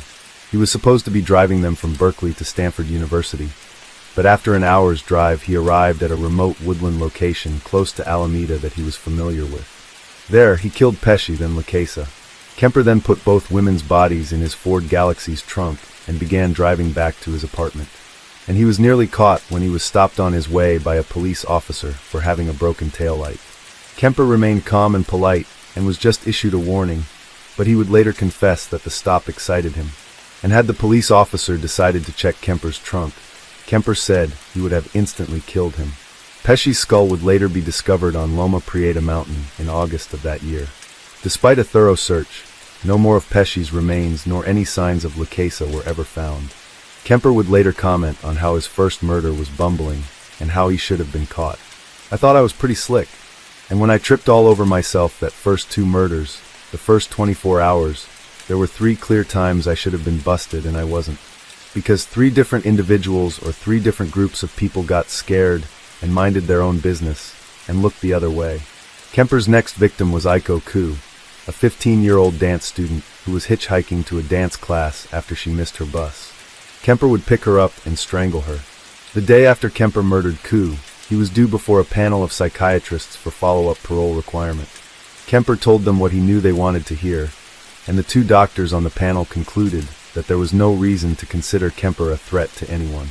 They congratulated each other on having rehabilitated a killer child, and both of them recommended that Kemper's juvenile record be expunged to give him a better shot at becoming a better citizen. The judge disagreed with sealing Kemper's record, but didn't have any grounds to fight it. Kemper delighted in both the secret charade, as well as his ability to pull off such a feat, just 1 day after murdering Ku. He drove away with a clean bill of health and a criminal record wiped clean. Kemper would lay low for a while, reveling in and fantasizing about his past murders. He continued picking up hitchhikers, releasing them, and learning. But as the fighting with his mother continued and escalated, their strong urge to kill returned. And on January 7, 1973, Kemper, now living with his mother again, picked up 18-year-old student Cindy Shaw while driving around the Cabrillo College campus. He would shoot and kill her. By this point, police had connected the co-ed killings to each other. As a result, they increased the bus schedule and strongly warned the students against hitchhiking. Also, students had been warned to only accept rides from cars with university stickers. But since Kemper's mother worked at the college, he was able to get such a sticker himself. Then, 1 month later, February 5th, Kemper had another argument with his mother, after which he stormed out of his house in search of possible victims. On campus, he came across students Allison Liu, 20 years old, and Rosalind Thorpe, 23. Once they entered his car, he shot and killed them both. Kemper had no preference for how he murdered his victims, whether it be strangling, shooting, stabbing, or smothering. His only consistency was the treatment of their corpses, where his MO included necrophilia, rape, and other horrific violations. Kemper would later confess that performing such acts with his victims' corpses allowed him the ultimate control of his victims, and that he relished having the corpses all to himself. He would freely discuss during later interviews what may have started his need to dismember bodies, as well as what was going through his mind after he would do so. A couple of months after the murder of Allison Liu, a records clerk at the police department was inspecting the bill of sale for a particular firearm.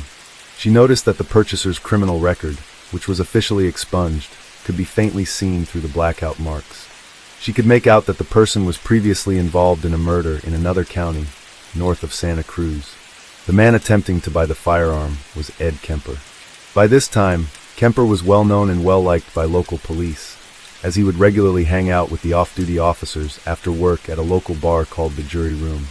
Like he'd done with so many psychiatrists, prison staff, and other professionals before them, Kemper came off to the officers as personable, likable, and seemingly as harmless as they come. Big Ed, as they referred to him, would spend hours discussing guns, ammunition, and other topics of interest with the officers.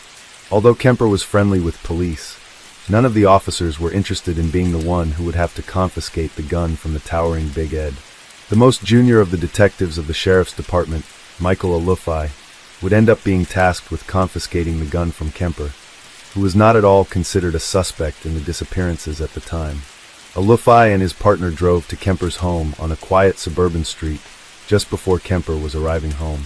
They informed him that they needed to retrieve his gun to make sure he was authorized to have it, and without incident, Kemper opened his trunk and allowed the officers to retrieve the gun, bundled in a towel. Alufai noticed that the trunk, oddly, had absolutely nothing in it. No liner, just a bare trunk. But he didn't think much of it. They returned to the station, turned the gun in, and thought nothing further of it, having taken the lives of his grandparents and 6 young women without suspicion. Kemper was about to embark on the he dreamed of since he was 8 years old. It was springtime. It was April. For 2 months, I hadn't killed. I said, it's not going to happen to any more girls. It's got to stay between me and my mother. And it's got to. I can't get away from her. We're still fighting. She's still belittling me. She's still like a puppet on a string, and I entertain her. She knows all my buttons, and I dance like a puppet with that pain. And it had even gotten physical. So here I pick up these 2 young ladies in Berkeley on Ashby Avenue, petite little dolls. I want to see how together I am, if I can resist this temptation. The girls ask Kemper if he's going in their direction, and they get in my car. They want to go one way. I know they need to go the other. If they go the way they're insisting on, we're headed right back out to where the first 2 co-eds were murdered. And I'm saying to myself, oh my God, all I got to do is relax, and they'll take me to their death. I've got the gun in the car, the same one I've been doing it with. I insisted. As gently as I could, I took them where they needed to go to their college. The girls got out of the car and thanked Kemper. That was 1 week before I murdered my mother. I said, she's got to die, and I've got to die, or girls like that are going to die. And that's when I decided I'm going to murder my mother. On April 20th, 1973, after returning from a party, Kemper's mother, now 52, awakened her son when she arrived home. And she went out to a party. She got soused. She came home, went to sleep. I was woken up by that. Came out. I walked up to her bed. She's laying there reading a paperback, as many thousands of nights before. And she said, oh, I suppose you're going to want to sit up all night and talk now. Shit. I looked at her. I said no. I said good night. And I knew I was going to kill her, you know. And I was so cold and so hard. And that's the first time in 10 years I've looked at it that way. I mean, that intensely, that honestly. It hurts. Then he waited for her to nod off, crept back into her room, and stabbed and beat her to death. And what's her closing words? I suppose you want to sit up all night and talk. God, I wish I had. Then, fearing that his mother's best friend, Sarah Hallett, would soon discover his mother's body, he invited Sarah over for dinner. She was delighted. She arrived, and Kemper strangled her to death as well. Kemper placed both bodies in a closet and fled the area. Taking caffeine pills to keep awake for the more than 1,500-mile drive, he drove nonstop to Pueblo, Colorado. After driving for 3 days without sleeping, Kemper arrived in Pueblo, but couldn't find any news about the killings of his mother or her friend on the radio. But still suspecting police had discovered their bodies and were likely onto him, Kemper found a phone booth and began to make a call. 2 weeks after Detective Alufai visited Kemper to retrieve the towel-wrapped gun from his bare trunk, his Santa Cruz Police Department received a phone call at 5 a.m. in the morning. It was Ed Kemper, freely admitting to killing his mother and her friend. But the officer taking the call didn't take the big Ed that they used to hang out with at the jury room seriously. He advised Kemper to contact them later. Kemper did, but again was met with disbelief and assumed to be a prank. Kemper called yet again and urged them to send Detective Alufai, who had recently been to his mother's home to confiscate his weapon, to return there to check and confirm his story. Kemper also confessed to killing the 6 co-ed students. Then he waited for the police to come and arrest him. Police rushed to the home of Kemper's mother and found the home undisturbed. There was no indication of the murder until they turned over his mother's mattress and found it soaked in blood. Nearby was a cryptic note left by Kemper, which read, "Not sloppy and incomplete, gents. Just a lack of time. I got things to do." Approximately 5 to 15 a.m. Saturday. No need for her to suffer any more at the hands of this horrible, murderous butcher. It was quick, asleep, the way I wanted it. Ed Kemper was taken into custody. Thrilled by the notoriety of being a serial killer, once Kemper was apprehended, he began compulsively confessing. He provided long and detailed confessions that seemed unending to officers. He delighted in detailing to anyone who would listen the crimes he committed in chilling and graphic detail. Crimes so pathological, the officers were left disturbed. And with Kemper's arrest, police finally discovered why the co-ed killer had eluded them for so long. As he was handing out the police at the jury room, Kemper was observing their strategies relating to his case and gleaning how they planned to identify and catch him. That inside information gave him an upper hand in eluding them. They'd buy me a beer, I'd buy them a beer. Casual relationships, but I was poking around a little bit, trying to find some things out. I knew they wouldn't be privy to hot information, but there were some things that were bothering me. Like, were there any speculations on how they were dying? Did the cops like you? Like I said, a friendly nuisance. I got in the way, and it was deliberate. Again, friendly nuisances are dismissed. Why did Kemper kill? Experts have concluded that all of Kemper's earlier killings were simply a symbolic rehearsal for killing his mother. And once he'd accomplished killing her, he no longer needed to kill. And that's why he turned himself in. Kemper, on the other hand, claims his motives were different. When asked in an interview why he turned himself in, he claimed he sensed the police had found him out when Sergeant Alufai came to confiscate his gun. He figured they were playing a game of cat and mouse with him, and that they were fully aware he was the murderer. And so, to spare his mother the embarrassment of learning that he was the co-ed butcher, he claims he killed her, similar to what he stated in the cryptic note that he left. In a separate interview, however, Kemper claimed that the reason he turned himself in was that the original purpose was gone. It wasn't serving any physical, real, or emotional purpose. It was just a waste of time. Emotionally, I couldn't handle it much longer. I just said to hell with it and called it all off. On May 7, 1973, Kemper was charged with 8 counts of first-degree murder. After learning of his detailed and exhaustive confession, Kemper's defense team had no defense options, other than to plead not guilty by reason of insanity. Kemper's trial began on October 23, 1973. 3 psychiatrists selected by the court deemed Kemper to be legally sane. On November 8, after just 5 hours of deliberation, the jury of 6 men and 6 women found Kemper guilty on all 8 counts of first-degree murder. Prior to sentencing, the judge asked Kemper what he thought his punishment should be. That was an easy question for Kemper, since he'd been dreaming about this moment since childhood. His response to the judge was that he felt that he should be tortured to death. But since there was a moratorium on capital punishment in California, Ed Kemper was sentenced to 8 life sentences to be served concurrently. Edmund Kemper is serving out his prison term at the California Medical Facility State Prison at Vacaville, north of San Francisco. Not surprisingly, given Kemper's apparently likable personality, wherever he goes, Kemper has been considered a model prisoner. And ironically, given his crimes, he makes guards, prison staff, and inmates alike feel comfortable in his presence. At one point, he was in charge of scheduling inmates' appointments with psychiatrists. And he was also the coordinator of a project called the Blind Project, a non-profit project to help blind inmates. Kemper voiced over 5,000 hours of narration for the project, resulting in hundreds of audiobooks. Since he's been in prison, Kemper has granted, and no doubt delighted in, numerous in-depth interviews for documentaries and other productions covering his life and crimes. He has also been the subject of multiple books, movies, television miniseries, and even songs.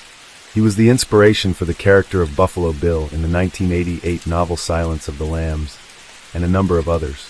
And several songs have even been released that feature quotes or excerpts from his vast library of interviews. Kemper has also worked extensively with the FBI. In the 1970s, the FBI began a project where they would visit serial killers in prison to help them understand and identify them. Kemper was one of those killers.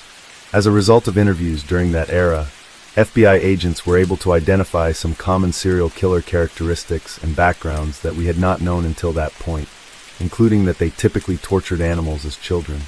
In one interview with Kemper, reporter Robert Ressler recalled a terrifying encounter that occurred during his 3rd interview with Kemper at Vacaville Prison. Ressler had already had 2 previous visits with Kemper, where he was accompanied by at least one other person. But on this 3rd visit, Ressler felt that he had established a rapport with Kemper, so he decided to interview him alone. They spoke in a tiny locked cell near death row for 4 hours. Then, once they concluded their talk, Ressler pressed a very audible buzzer to summon a guard to come let him out. But no one came, so Ressler continued to talk. After a few minutes passed, Ressler pressed the buzzer again. No response. A full 15 minutes later, when there was still no appearance from the guard, Ressler pressed the buzzer again. Still no response. Ressler tried to remain as calm-looking and unconcerned about the lack of response as he possibly could. But Kemper quickly picked up on his reaction and commented, "Relax, they're changing the shift, feeding the guys in the secure area." Kemper then smiled and stood up, revealing his enormous size to Ressler. Then he added, "Might be 15, 20 minutes before they come and get you." Ressler panicked, but tried not to show it. Kemper continued, "If I went in here, you'd be in a lot of trouble, wouldn't you? I could screw your head off and place it on the table to breathe the guard." Realizing that Kemper was completely correct, Ressler tried to fill what seemed like an eternity with talking and bluffing. He told Kemper that he'd be in deep trouble if he messed with him. Kemper responded, "What could they do?" Cut off my TV privileges? Ressler threatened long-term solitary confinement, but Kemper shrugged the threat off and reasoned that whatever period of solitary he would get would pale in comparison to the prestige he gained in prison from killing an FBI agent. Ressler was now in full-on panic mode, but he tried to remain composed. He reflected on how dumb he'd been to decide to interview Kemper alone, suddenly realizing that he'd fallen victim to Stockholm Syndrome, where victims begin to identify with their captors, then trust them as a result. Despite having been the chief instructor for hostage scenarios, Ressler found that he had fallen victim to the very condition that he taught others to look out for. His mind raced to determine his next move. He decided to continue the #1 strategy for hostage scenarios, talk, so he said to Kemper, "Surely you don't think I'd come in here without some method of defending myself, do you?" Kemper replied, "Don't shit me, Ressler. They wouldn't let you up here with any weapons on you." He was right, of course. Ressler verbally sparred back and forth with Kemper to both buy time and allow himself to regain his composure. And then finally a guard arrived. From then on, it became the FBI policy to never allow an agent to interview a convicted killer, rapist, or child molester alone. In 2015, 42 years into his sentence, Kemper suffered a stroke. This brought his volunteer efforts with the Blind Project to an end, and resulted in him being declared mentally disabled. In 2019, he was said to be, at least partially confined to a wheelchair, doesn't bathe, and has essentially given up on life. He's generally in very poor health, suffering from diabetes, heart problems, and other ailments. Kemper was first eligible for parole in 1979. His parole would be denied that year, as well as in subsequent hearings every year until 1982. Between 1985 and 2017, Kemper would come up for more parole hearings, 4 of which he waived his right to, and the remaining 5 of which resulted in his parole being denied. At his 1988 hearing, once he was denied, Kemper stated, "Society is not ready in any shape or form for me. I can't fault them for that." And at his 2007 denial, the prosecutor stated, "We don't care how much of a model prisoner he is because of the enormity of his crimes." Kemper's next eligible parole date will be in 2024, at which time he'll be 76 years old. Aside from the heinousness of this case, one finding that sticks with us the most is a statement by Kemper that seems to be common among serial killers and general criminals alike, similar to Joseph Fritzl, who recommended checking the basements of other fathers.